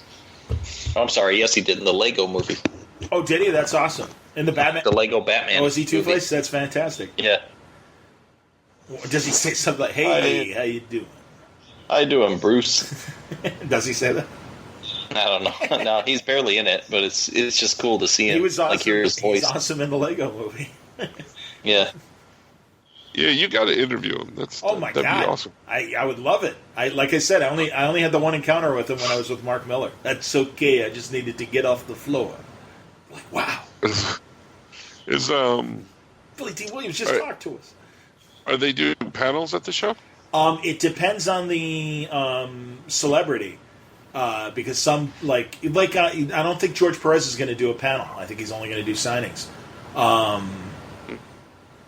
And yeah, it depends on the celebrities and what they're willing to do, and I'm sure that's kind of a sliding scale with their fee or whatever. So that's my supposition. But I don't know. I don't even know if Robert. I assume that there's going to be at the very least a Bat panel, given that they've got Kilmer and Robert Wool and Billy D. I want to talk to Kilmer for God's sake. Not only for Batman Forever, but God, I don't know if he can speak actually. Is he from sickness or from what? Doesn't he have that the throat? I don't know. I mean, I know he was that a couple. I thought he had leukemia or something like that as well. I'm not sure. I don't know what his current health. Because he was at another show that I was at recently. And someone said that he doesn't. When you go in, he doesn't speak because he can't. Like they said, so I don't know. I could be making all that up. I'm not sure. Val Kilmer sickness. Stand by. There you go, ladies and gentlemen. 2018 from last year. Inside Val Kilmer's 2-year battle with throat cancer and comeback in Top Gun sequel. He's officially strapped in for the long-awaited sequel, Top Gun Maverick, his first major role since recovering from throat cancer. He will return as hotshot pilot Iceman. See? Right. Just waiting to see. His health issues first became apparent in 2015. Possible tumor. Denied having tumor and only a complication. Rushed back to the hospital, and there's a rumor on unwell again and in the hospital, which is totally untrue. I want to verify. I was in to verify I have no tumor infection of any kind, blah, blah, blah. Less than 2 months later, Kilmer was spotted out in what appeared to be a tracheotomy tube, which sparked new concerns over his health. In the ensuing months, the selfie-happy actor was photographed wearing scarves and shirt buttoned up tightly around his neck. February 16, without the tracheotomy tube, appeared more active. Okay, let's see. Anyway. Wait, well, I'm trying to find current status. Right. If he can talk. Well, current status. I told you he was there at the show. That's his current status. Yeah. I just want to see. Right, Scoot? That's right. He said he's working on improving his mental health, saying he was too serious during the height of his career. I'd get upset when things like Oscars or recognition failed to come my way. I would like to have more Oscars than anybody. I would like to have had. Or no, I would like to have. Meryl Streep must feel pretty good, It must feel pretty nice to know everybody loves her. It's all about being loved. And they said that... is Top Gun scheduled to be released in July of this year? No. Are we sure? They haven't even started filming yet. All right, yeah something must have happened. If I remember the music correctly. I'm looking it up. Top Gun Maverick. Take my breath away. I remember. Yep. That was Berlin. I really... that chick was hot. Kelly McGillis? Yes. McGillis was a movie. Now, she was a classic... I don't mean this in any bad way, but she was a classic Jerry Seinfeld Two-Face. Yes. Right? Yes, she was. Because she looked really, really pretty in some photos, and then other photos you're like, was the lighting bad? Or Nice. What happened? She's a Two-Face. Next year. June 26, 2020. There you go. Ed Harris will be in the cast as well. John Hamm, Jennifer Connelly, and of course Miles Teller. The punk of the month, if you will. The Shia LaBeouf of the 2010s. Yes, now? Yeah, Jennifer Connelly. Wow. I'm telling you. They got an all-star cast. Is Tom Cruise going to be in it? Of course. It's called Top Gun Maverick. Doesn't mean he'll be in it. He could lose. By that time, he could lose his fight with Justin Bieber. I know. Did you do the math for yourself to see who you'd be fighting? I guess it's 31 years older. And I came up with Larry King or Doctor Who's Tom Baker. Hello, young man. No, I'm 85. I'd like to fisticuff with you. I put something up on my Facebook where I don't know. They said it. Some people said it was fake, but I wasn't sure. But so funny. Yeah, they put up the Justin Bieber tweet, yes. And then Tom Cruise's response was correcting his grammar, and I'm like, this response is priceless. This is the only response you should give. I saw that. Yeah. That was Every now and then I'll screw up with the yours. I and again, it's just because you're like texting on your phone as opposed to actually like writing something out, and it's like, God, I'm not stupid. I swear to God, no, darn it. So I thought that was hysterical, but it was Jim Chadwick, who's an editor at DC. I love Jim. He's awesome. And, he posted something like, I'm not going to do this, this challenge because anybody I'd pick is already dead. It's true. And I wrote back to him, I said, wouldn't that put you at a distinct advantage? Well, and he wrote back, It was Jim Chadwick, corpse kicker. Yeah, it's just too depressing when it's like 31 years older than me. Yeah, they're probably dead. I mean, I understand. Believe me, I was like, okay, that's 85. Like, who's still alive that I could like say and it wouldn't be? I mean, even I felt kind of funny saying Larry King just because how frail poor Larry King looks at 85. Right. Betty White, exactly. Betty White is in her 90s. Mel Brooks is in his 90s. One of the best ones I saw was an interaction between Brent Spiner and he posted something about that challenge, the 31-year challenge. He goes, "I'm calling out Angela Lansbury," and he goes, "Meet me down by the docks or else, Angela," or something like that. And Dick Van Dyke responded and said, "I will stand up for the lady's honor, and I will, I'll take you on, Brent." And Brent wrote back something like, "Okay, I'm out." Whatever he bowed out gracefully, and Dick Van Dyke wrote back, "Brent Spine less," and Brent wrote back, "Hey Dick, you don't want me to use your name in any in any way like that, would you?" And then Dick Van Dyke was like, "I'm out." he was done. That's awesome. Very funny exchange. I caught a little bit piece of it on the weekend. Speaking of Dick Van Dyke, Carl Reiner and Mel Brooks did a new PBS pledge kind of special where they're talking about working for Sid Caesar and all the great Sid Caesar clips in a new DVD collection. But it was definitely new footage of Mel and Carl telling stories and stuff. And I mean, there's stories you heard a million times. But it's true, like, those three guys, because throw Dick Van Dyke in there, and then throw Norman Lear in there. And you got four guys literally in their 90s, literally still, like, churning out good material and still being, like, entertaining and funny in their 90s. That's awesome. And Betty White, of course. But I love that. I that always makes me feel a little better. I got to say, and speaking in the same vein, Letterman's second season of his Netflix series dropped. Oh, yeah, I want to watch that. I got to say, and maybe I'm a jerk, kind of don't care about any of the people he's interviewing. Hey, it's Jessica Chastain. Okay. Yeah, I definitely don't care about Kanye. Yeah, Kanye's on there. Well, I always cut Kanye slack because, like I said, I had that great encounter with him, and he was very funny. So, what encounter? Wasn't it Conway? Excuse me. Wait a minute. Which one's married? Who's married to? Shame on me. Who's married to Beyonce? Kellyanne Conway. No. No, that's right. It isn't Conway. It's Kanye. That's Jay. That's Jay-Z. Shame on me. God, you see, that shows you how much I. Yeah, Jay's is married to Bay once. It's like my kid Kitteridge being in Game of Thrones. I do. I'm such an idiot. No, it wasn't Kanye. Yeah, I don't care about Kanye either. Does he talk? He talked to Jay-Z, I think, in the first series. Yeah, that was an interesting interview. And and also he had Buddy Guy. He had Buddy Guy on the Amy Poehler interview, and I love Buddy. Buddy's awesome. Buddy, he's a Chicago legend, and he's like Ernie Banks. And it's terms like, if you want to meet Buddy Guy and you live in Chicago, you can meet Buddy Guy, and that's amazing because he's a genius. He's amazing. But anyway, I get it here. Maybe I'll look up the list on Netflix. Who Dave's talking to? But honestly, I'm just like, what? I mean, hey, it's people he wants to talk to. Way to go. That's cool. But I'm just like, I don't kind of care about any of these people. Wow. Sorry. Wow.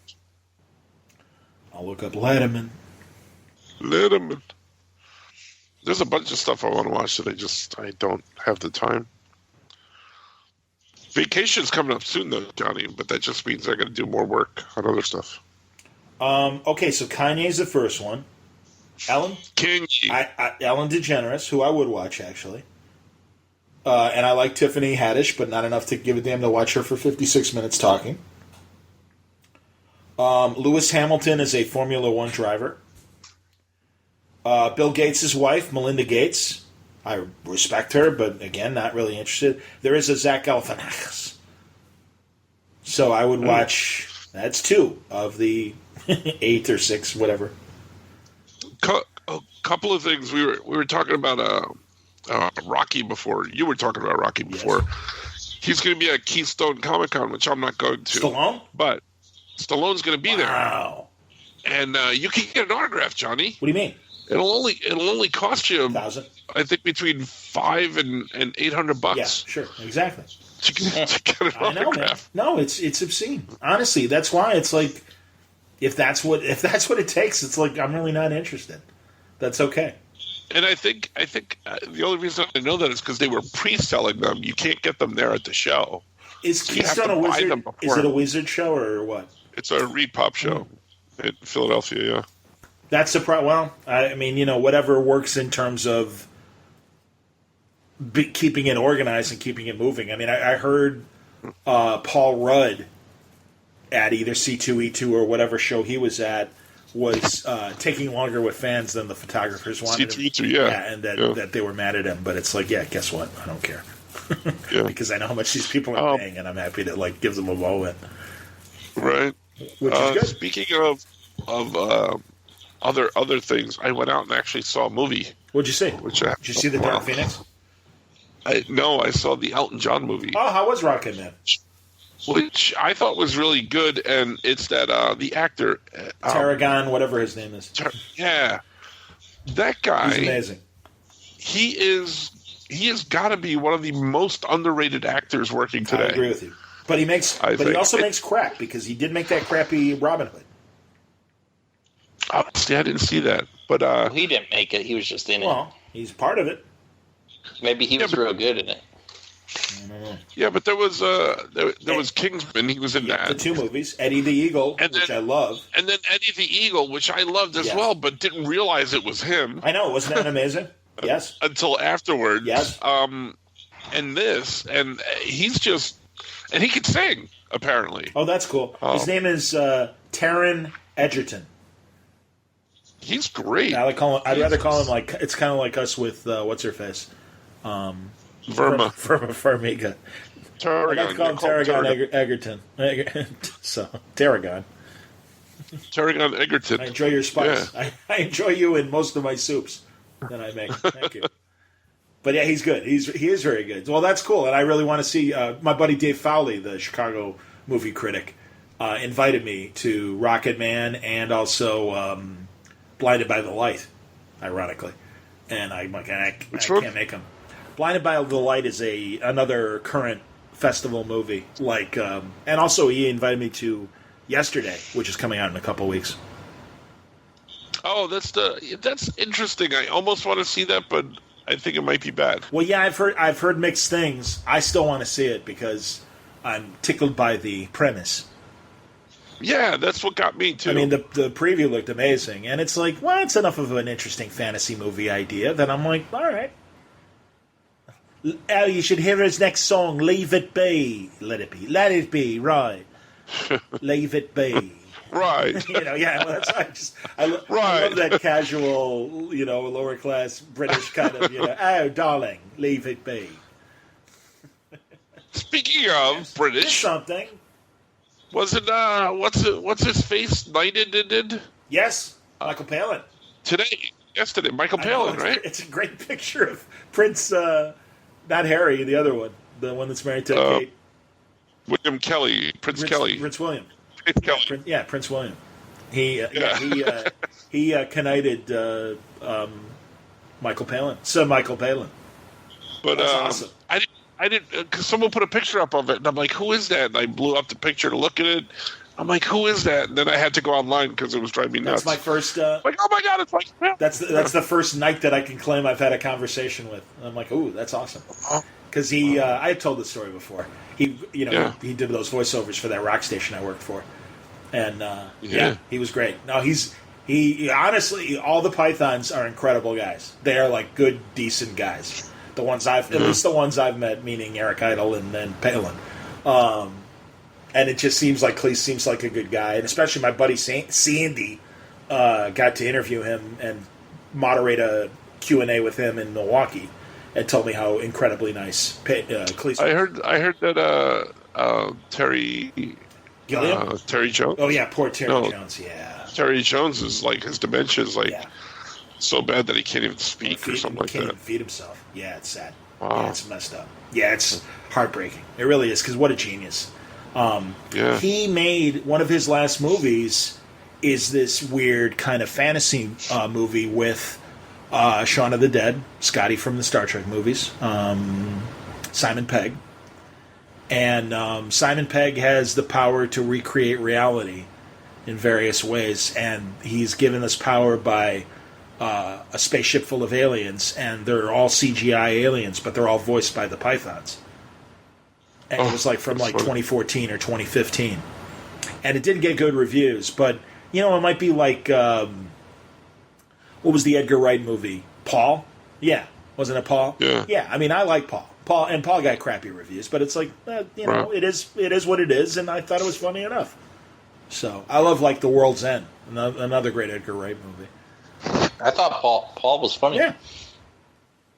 Yeah, but it didn't get, it wasn't like the comedy smash of the summer. Yeah, it was. Yeah. And this one, probably even less so. Or I like Run, Fat Boy, Run. You ever seen it where Simon Pegg's in the marathon with Hank Azaria?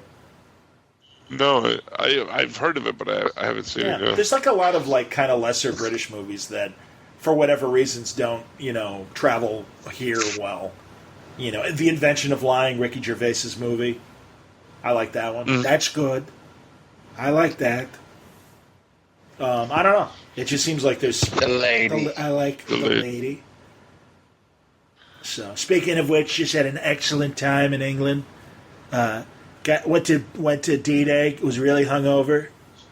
Said a lot of crappy things right in front of all the dead people. Had a lot of fun. Yeah, it was a good time. Real good time. That's something he'd say. It was. His sons went to that one Irish town where like they bought the golf course there and like revitalized the town. So they're very popular, obviously. And they kept buying drinks, and everyone's like, "Is that taxpayer money that's buying those drinks?" We've got the real story behind. It's almost my word. Yeah, let's not talk about that because I do this to escape that reality. I understand. I understand. I haven't watched Swamp Thing yet. Swamp Thing. Swamp Butt. Got canceled already. I know, but they're still going to run it. I mean, that's but no season 2 because of a clerical error in money management on the state by the state of North Carolina. This is or North something Carolina like calling. Yeah, we were supposed to give you $40 million, but we made a little fuss budget of an error, and it's only going to be $14 million. Okay, okay. You can still do it, right? You can Click. do the show. Oh. Yeah, that sucks. And I actually was talking to Mitch about it today. He said it's good. He's enjoying it. I still have 2 more Doom Patrols I have to get through before. I'm only on the 3rd episode of Doom Patrol. I need to get to that. It only gets better. It is insanely great. I heard, yeah, and I'm excited to see it. I just, again, time-wise, Sure. I've just been so busy. No, I understand. I'm amazed at the cast, how funny it is, how true it is to Grant Morrison's run. Even if I was telling Scoot the other night, doesn't matter. Even if you didn't read it, you'll appreciate it because it's so comic booky. Yeah. And yeah, it's perfect. I mean, everyone's great in it. Everyone's great in it. Even thick Robot Man. Even thick Brendan Fraser, yes. Thick. Well, he could be thick Robot Man, thick Dudley Do-Right. I like that you said thick 5 times in a row there. Well, I was trying to think of like one of some of his characters. I'm like, thick. You just didn't hear the silent so that we're going through my brain.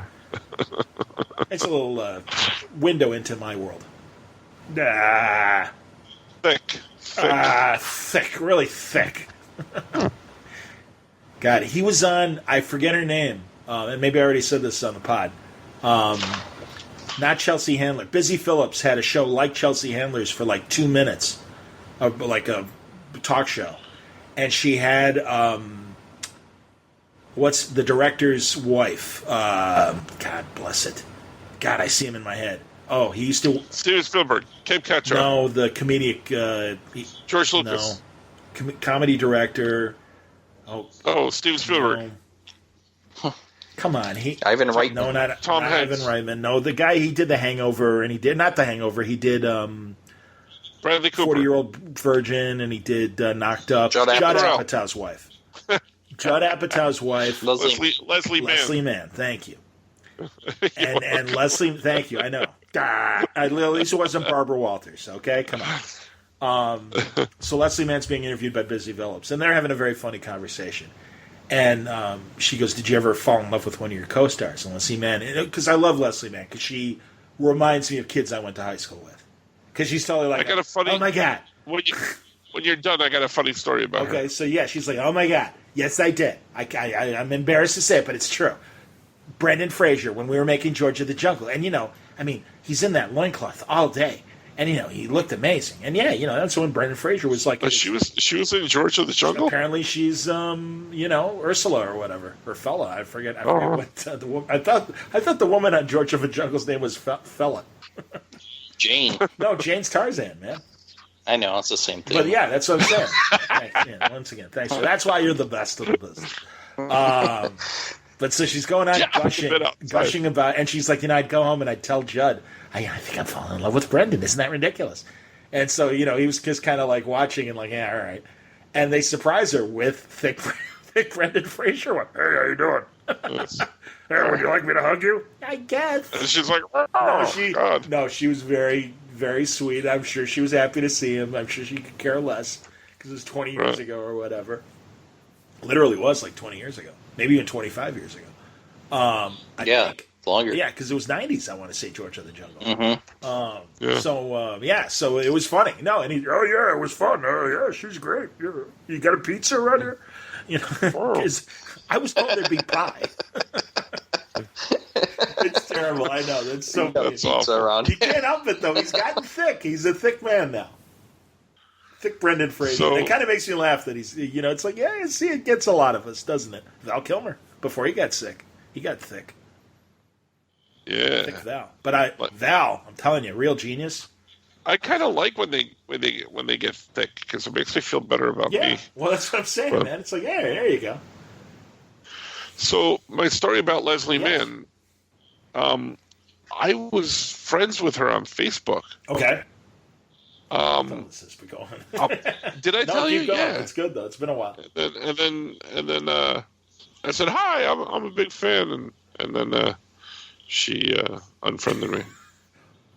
I wonder who of your circle is friends with Leslie that she thought, I should be friends with him. I don't know. It was weird because she friended me. And, yeah, it was weird. Well, I'm sure you were suggested through some sort of Facebook algorithm. Facebook was my friend and then my enemy in that moment. I understand. Oh. I totally understand. I was upset because I was friends with Leslie Mann and then I wasn't. I totally get it, man. Yeah, I'm hopefully, it looks, I'm closer to talking to a forgotten 70s celebrity, the great Reb Brown. I'm hoping to talk to him before Terrificon. He will be there. I don't know who that is, but that's awesome. 1970s TV movie Captain America, thank you. The one with the motorcycle helmet. That's right. Helmet. Nice. Yep. Two Captain America movies. How about that? Because he also was in, I forget what it's called, like Too Young to Die or something like that was the subtitle. Yeah, I didn't know he was in that one. Johnny had to tell me. And yeah, Christopher Lee is the bad guy. So you even worked with Christopher Lee for probably 10 days or however long it took to shoot that. Best known for Count Dooku. That's right. Count Dooku. No, that's... Is he really I was going to say, if Dooku? he's only best known as Count Dooku, that's kind of like Obi-Wan Kenobi said with Alec Guinness. Oh, you mean Oscar winner Alec Guinness, who won for Bridge on the River Kwai? Yes, but we know him best as Obi-Wan. Okay. I only knew him as Obi-Wan for like 20 years of my life. Understand. Count Dooku, who, as menacing as he is in the second movie, gets off pretty darn quick in episode 3. Yeah. He might have one of the worst names in Star Wars, Dooku. Yeah, I know. It sounds like someone's going to the bathroom on him. Yeah, and he wears that brown stuff, Count too. Dooku. Oh, man, that guy stinks. Why do you think they call him Dooku? Oh. Lucas's reasoning was probably like, because he's a bad guy, we'll give him a name that people don't like. Count Dooku. Master Jedi. He stinks. He's amazing. He's the first Bond villain that was taller than Bond. He's Scaramanga in The Man with the Golden Gun. And he pretty much is like an evil James Bond character. Like he could have been James Bond. But I like Christopher Lee. Of course, Dracula, the Hammer movies of the 50s through the 70s. Did I tell you that I started watching the Frank Langella Dracula? Oh, I love that movie from 79. Yeah. Best known as Skeletor.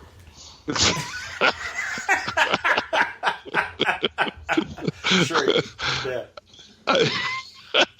Yeah. I've been putting it on as my go-to-sleep movie, so it's been taking me like about 3 or 4 weeks to watch it. Because I put it on as I lie down in bed and then it promptly fall asleep. So I've only seen it like 2 minutes at a time. But it's really, really weird and bad. It is weird and bad. It was kind of the twilight of its day because it really was kind of how Frank Langella is so sexy, and it's like really. Yeah, but whoever thought of whose idea was it to make Dracula Italian? Hey, he's so nice. Hey, Diane, you want to get over here? Son of a bitch. Hey. Son of my bitch, let me bite your neck. That's right, son of a bitch. Come over here. Why don't you pull your hair up so I can bite your neck, okay? Come on. I gotta get to bed before sunrise. Oh. Is that the title of this episode, Johnny? Son of a bitch? No, I thought it was going to be best known as. Yeah, it should. Better known as Skeletor. Skeletor. Oh, man. He also, Frank Langella, like a couple of years before doing the Dracula movie, they did on TV a remake of The Mark of Zorro, the original Tyrone Power film. And Montalban plays the Basil Rathbone part in that movie. Yes. And Frank Langella plays Don Diego Vega, de la Vega. He has an odd eye tremor, Frank Langella, if you look very closely. And I mean, usually he could have it under control, but every now and then he'll get the kind of Cylon Orbity eye twitch. You know what movie I noticed that in? He was in a movie, I forget the name of it, but he was... He-Man. No, he was completely naked in it. That would be Lolita with Jeremy Irons and... was it? Yeah, and Dominique Swain when they remade... they remade... So he was completely naked, and I saw his little Angela. Oh, yeah. No, and I quickly looked up to his face because I didn't want to see his little Angela. Yeah, I agree. And that's when I noticed the eye twitch. Wasn't that... I'm trying to remember the director. Was that... I think it was Your Mama. Yeah, thank you. Yeah, oh, nice. Yeah, my mom's making a statutory rape movie. Yes, it did.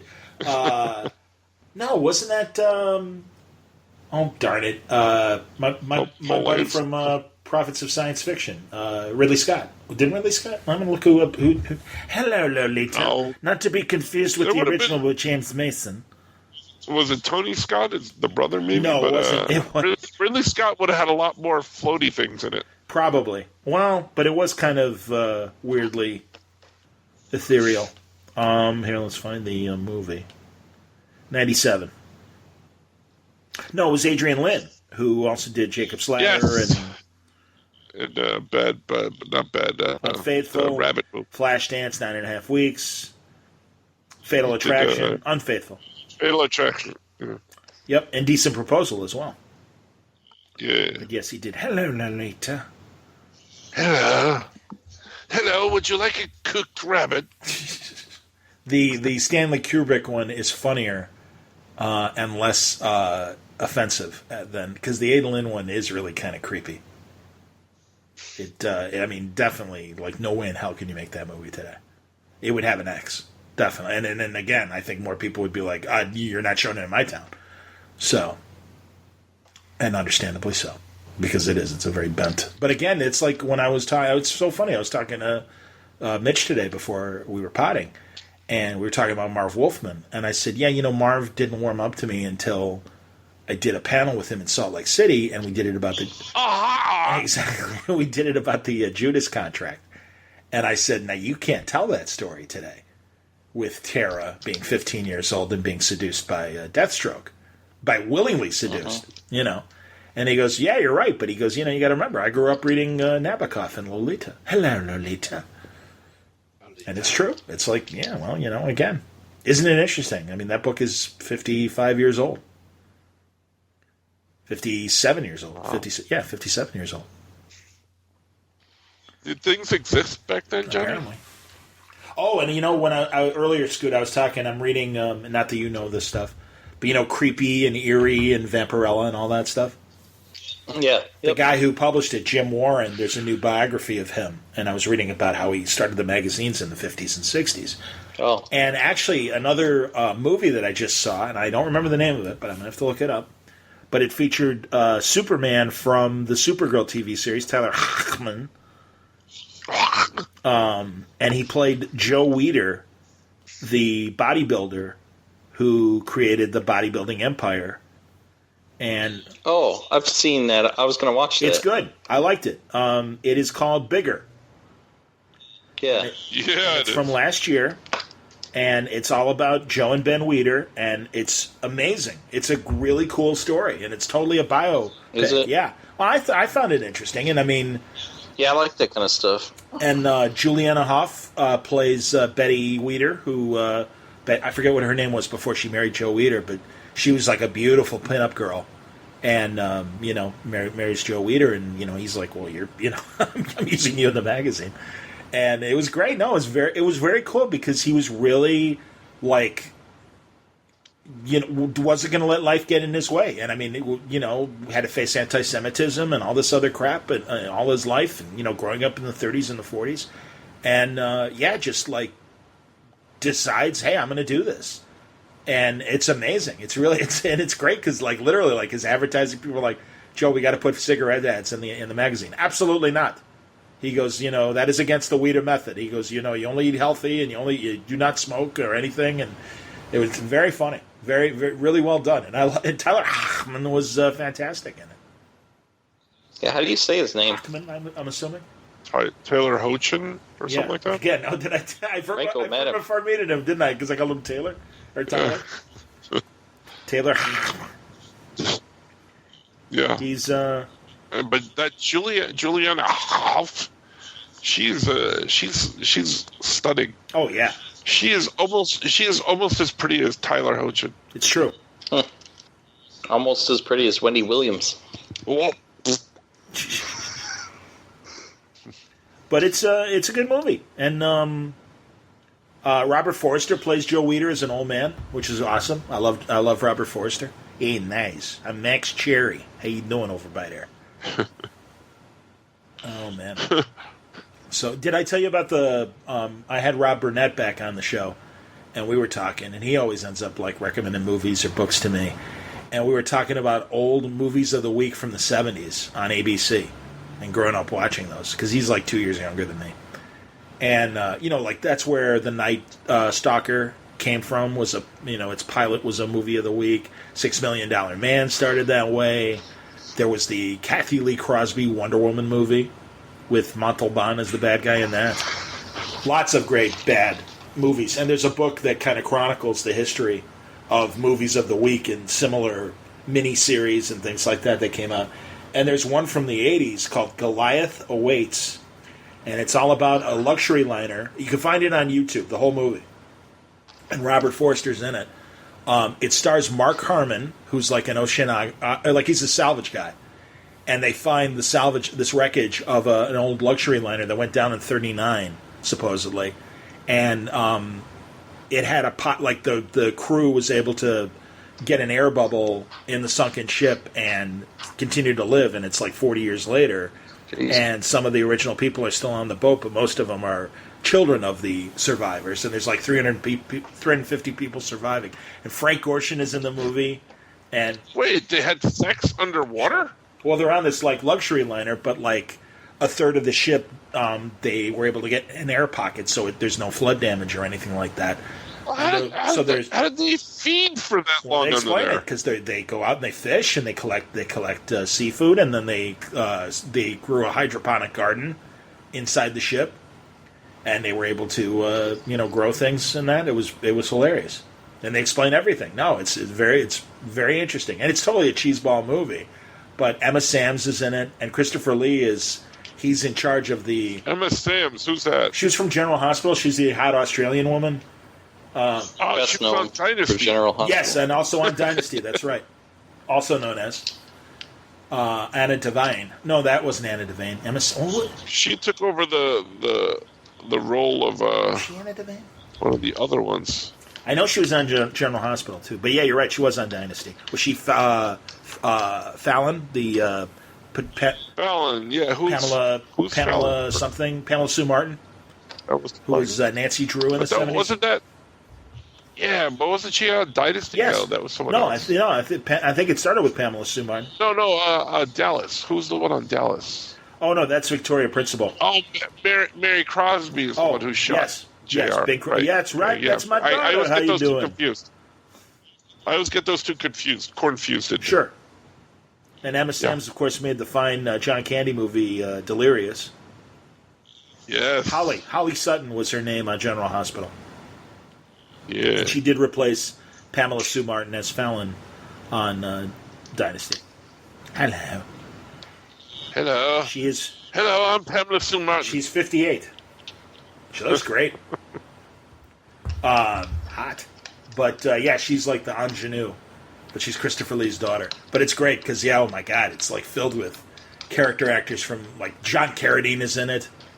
One of the Draculas from the 50s and 40s.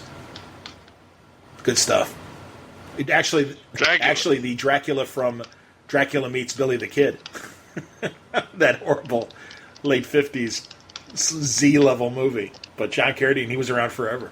He made like 500 movies.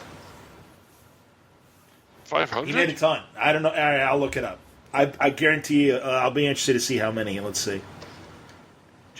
He is David and Keith Carradine's father. So Kung Fu and all those other people.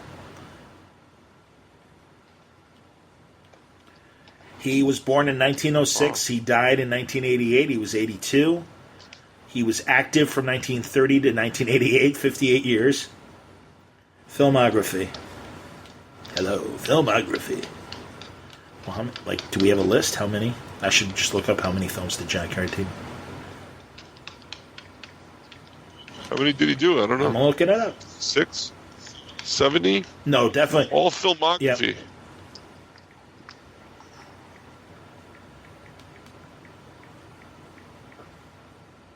Silent. I'm typing. Silent but deadly. Wow. Wow. Stand by. Well, it says at least 70. I think a hell of a lot more than that, frankly. Because, I mean, he made tons and tons of movies. And again, like I said, I mean, literally just like kept going. Here, all right, IMDb. Did they have it listed? IMDb. See all. See bud. Okay. Pretty bad. Actor. Some of them, bitch. All right, first of all, 462 titles. 351 as an actor. That's a lot. I would say so. So, yeah.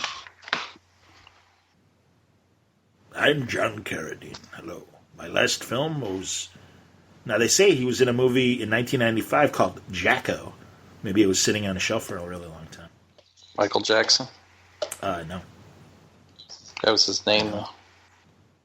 It's like a... Also better It's like a movies. horror movie that had a jack-o'-lantern kind of thing. It claims, yeah. That sounds kind of cool. Yeah, John Carradine. They got him listed. Hello, I made that movie 7 years after I had already died. Oh. Well, maybe it was like Ed Wood, where he had footage of Bela Lugosi and he just put it in the movie, and then had his dentist play Bela Lugosi. Yeah, that's right. It was the dentist, right? I love when Bill Murray goes. When he has to get to imitate Bela, and he goes, "Why don't you call Boris Karloff a blank sucker?" I love that movie. It's a very funny movie. Oh, you didn't like my movie? Well, my next one will be better. Pull the string. That's right. Pull the string. That's right. Now nobody gives 2 F's for Bella. God damn, it's cold in here. F you get in this water. Martin Landau was great in that movie. Oh my God, it's one of his greatest roles. It's fantastic. Yeah. Absolutely, man. He won the Oscar for that, didn't he? For that. He was amazing. You're building a chair there, Scoot? What's happening over there? Using my Cintiq. What do you like? Working on your story for you. Oh, yeah. Hey, Nice. man, I saw some art from that. Very cool, Francis. Yeah. What are we talking about? I don't know. A story. Scary story. Oh, yeah. Nice. We I like leave it. at that. Like it. I was very impressed. Yeah, no, I like John Carradine. Very interesting guy. He was in he's in several John Wayne movies over the years, just little character roles and stuff. There's a Dick Cavett of him in the 70s talking about just different roles that he did, and he was amazing. And he's in House of Frankenstein, House of Dracula as Dracula, and that was one of those big crossover movies with the Wolfman in there as well. Dracula. I like Dracula. I like how the Universal monster movies kind of have a continuity to them. And you get the whole story of Larry Talbot, the Wolfman, Lon Chaney Jr., from his first movie into even Abbott and Costello Meet Frankenstein, and the last movie is House of Dracula. And in House of Dracula, he's cured of being a Wolfman. Oh. Which is kind of cool. Or like all the Frankenstein movies, there's Frankenstein and Bride of Frankenstein, and then Son of Frankenstein with Basil Rathbone playing the doctor. Basil! He was amazing. Basil! And that's the last time Boris Karloff played the monster. And then Ghost of Frankenstein is about, I believe either his son or his, I can't remember if it was his son or his brother, but it's more modern day. And it's Lionel Atwell who plays the Frankenstein in that movie, Ghost of Frankenstein. But then by that point, Bela Lugosi plays, Lon Chaney Jr. plays the monster in that. And then Frankenstein meets the Wolfman, it's Bela Lugosi as the Frankenstein monster. Bela Lugosi. I like how they tried to make a new shared universe for them and then screwed it up after Tom Cruise was in it. Nobody cared. Well, and also, unfortunately, it's the same guy that was behind Star Trek Discovery, Alex Kurtzman. So another thing we can blame him on. Not good. Boy, I'm hearing horrible things about Dark Phoenix. Oh. I don't know if I'll see it. Oh, yeah. Are you going to go see it, Scoot? Yeah. Probably not, but Yehudi liked it. All right. What the hell does he know? I like Yehudi. Yehudi. I don't disrespect his opinion, but Yehudi and the Blowfish. I told you, John Campia, one of the online critics, he's like, it was okay. He goes, it's not as bad as the hype will lead you to believe. He goes, it's a disappointing movie. He said, but it's okay. So I don't know. I mean, I liked The Last Stand enough. I mean, I don't think it's a great movie, but I don't think it's a horrible movie. Talk about a franchise that has had some really good stuff in it and really bad stuff in it. Absolutely. Yes. Agreed. Especially, that looks good. Especially if you throw in the Wolverine movies and both good and bad. I mean, you got the two not so good Wolverine solo movies, and then you got Logan.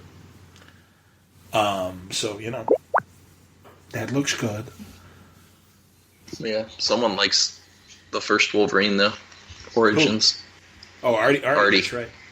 It's pretty good, sir. That's right. Scoot and I were talking a day or two ago. And we're like, yeah, Artie's going to be like, "That was great, sir. I really like Dark Phoenix, sir."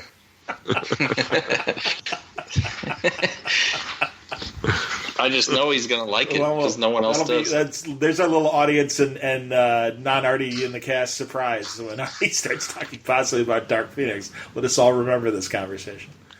So that's very funny. Yeah, we'll see. I'm excited at the end of the month. The Boys is going to be on Amazon Prime. And that's all right. That's the great Derek Robertson, Garth Ennis comic. And, man, I'll tell you, the trailers look great. They're exactly what I want it to be. Carl Urban looks hilarious. And I'm always happy to see Carl Urban in something new. I love that guy. And also...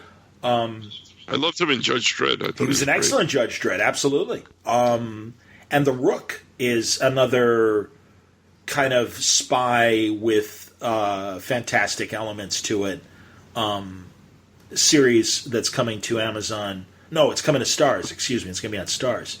But it starts at the end of June or July.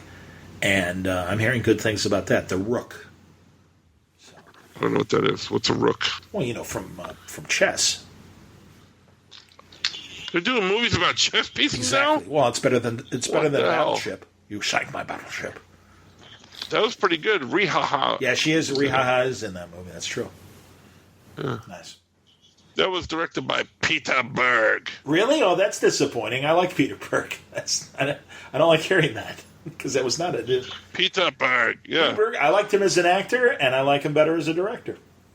Not that he wasn't a bad actor. Yeah, he's got some good director stuff and some bad director stuff too. He also did The Great White Hype, which was not a good movie. He was in that movie with one of my movie crushes, Linda Fiorentino. Is that Last Seduction? Yeah. Was that the movie he was in? I don't know if he was in that one. What was the movie he made with I think it might be. I don't know. It was one of those. I think it was Last Seduction. I'm Linda not sure. Fiorentino is in the Kevin Smith movie. What's it called? The third. Dogma. Yeah, Dogma. That's right. Yeah. She was God, Well, right? she's God's granddaughter. She's Jesus's great granddaughter. God, I had such a crush on her. And it's hilarious to hear the commentary because it's like, yeah, she wasn't very pleasant to work with. Apparently. Oh wow. On Dogma? Yeah, Kevin Smith pretty much is like, yeah, she was kind of, and he goes, I understand why she was frustrated because the way Kevin Smith, I guess, shoots a movie, he would always accommodate people's schedules, and that's how he'd be able to get Chris Rock to be in his movie and Ben Affleck and what's his face, Matt Damon, after they were huge, to come back and make a movie with him because he would be like, okay, 17 days, we'll just shoot all your stuff and that's it. And he said we couldn't do that with Linda because she's virtually in every scene. So she, she's like, well, how come I can't go away? How come I can't take a break from filming? It's like, well, because you're the star. These people are all not the stars. What's her face? The beautiful Hispanic. Joey Lauren Adams. Nope, Hispanic. Selma Hayek. Selma Hayek. Verma Farmiga. Yeah. No, and that's why. And so, yeah, he was talking about how, she was not happy and kind of, a little difficult because of that on the set. Selma or Linda?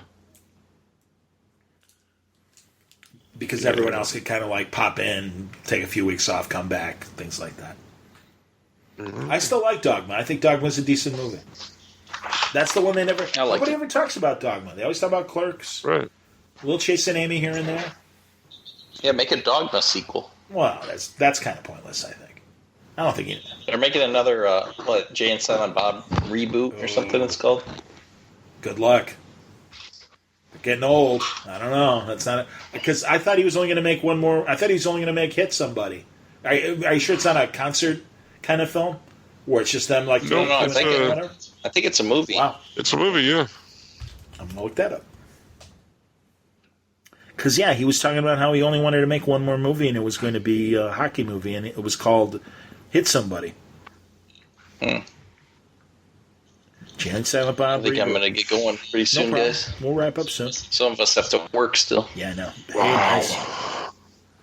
Wait, that's me. I still have to work. Oh, I thought you were done. No. What? It's... Not till the 20th. Are you still working?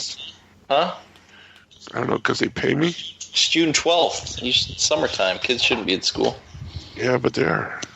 Man, I don't want to go to New York. No. What do you got to worry about? You're not in school anymore. It still makes me mad, though, when kids are in school. I'm sorry you're upset about this. Production wrapped on March 27th. And we'll see what happens in terms of when it's released. But it does already have a distributor. And, yeah, I don't know. See, told you. See, Johnny? Oh, no, I that's fine. I'm just surprised because, like I said, and also, again, they're getting old. Yeah. Wow. Well, they are. St. Louis captures first Stanley Cup. It's just them. Breaking news. Thank you. Hey! Oh, that's not my town. Ah, all right. That's not the Toledo Walleye. Oh, is that the AHL team? Yeah, they were in the finals. They lost 4-2. Probably to my Chicago 4 Wolves, games. who constantly are the champions of that thing. They won. I know they won several Turner Cups. It's the Turner Cup. It was a Kelly Cup, it was called. Well, that's probably true, too, because that was, I think, the IHL, which no longer exists. The Intergalactic Hockey League. I'd like to see that. I have no idea what you guys are talking about, but it's time for me to go to bed. We can wrap up. I hear the yawns. And it's late your guys' time. We can wrap up. That's fine. We did good. We did good. All right. That's good. There you go. Hope you enjoyed this Franco. Follow us when you see us. Franco and Clanco. You might remember us. You might. They're better known as parts of the Yeah podcast. Yeah. Yeah. Better known. Known for. Known for or better known as? No. It was your quote, Scoot. Yeah, Also known as, or better. Yeah, known for his role as Skeletor. Known for his role as Count Dooku. You can't do that with Johnny, known for his role as friend of Greenie. It's true. Yeah, my man. Hello, my man. I miss Greenie. He's a good dude. I was watching him have the boxing experts on after Andy Ruiz knocked out Joshua. Mm-hmm. It was very funny. He's probably listening. Yeah, I don't think so. Oh. No, I imagine Mike has a face mask on to clean his pores. There's that apricot scrub. I bought it at Ulta 3. It's fantastic. It smells good, and it really does work. It helps me exfoliate really well. That's great, Mike. Fantastic. It's those kinds of conversations. We used to have them many times 20 years ago. We laugh our asses off. 25 years ago. God, it was mid-90s. Oh! Wow. Oh! Half a lifetime ago. The Bulls. It's true. Well, it was during the Bulls championships, absolutely. Oh. All right, then. Until further discussion, look to the stars. Look to yourselves. Second star to the right and full ahead. What Straight on tomorrow? Whatever. Yes. Yes. Thank you, Peter Pan.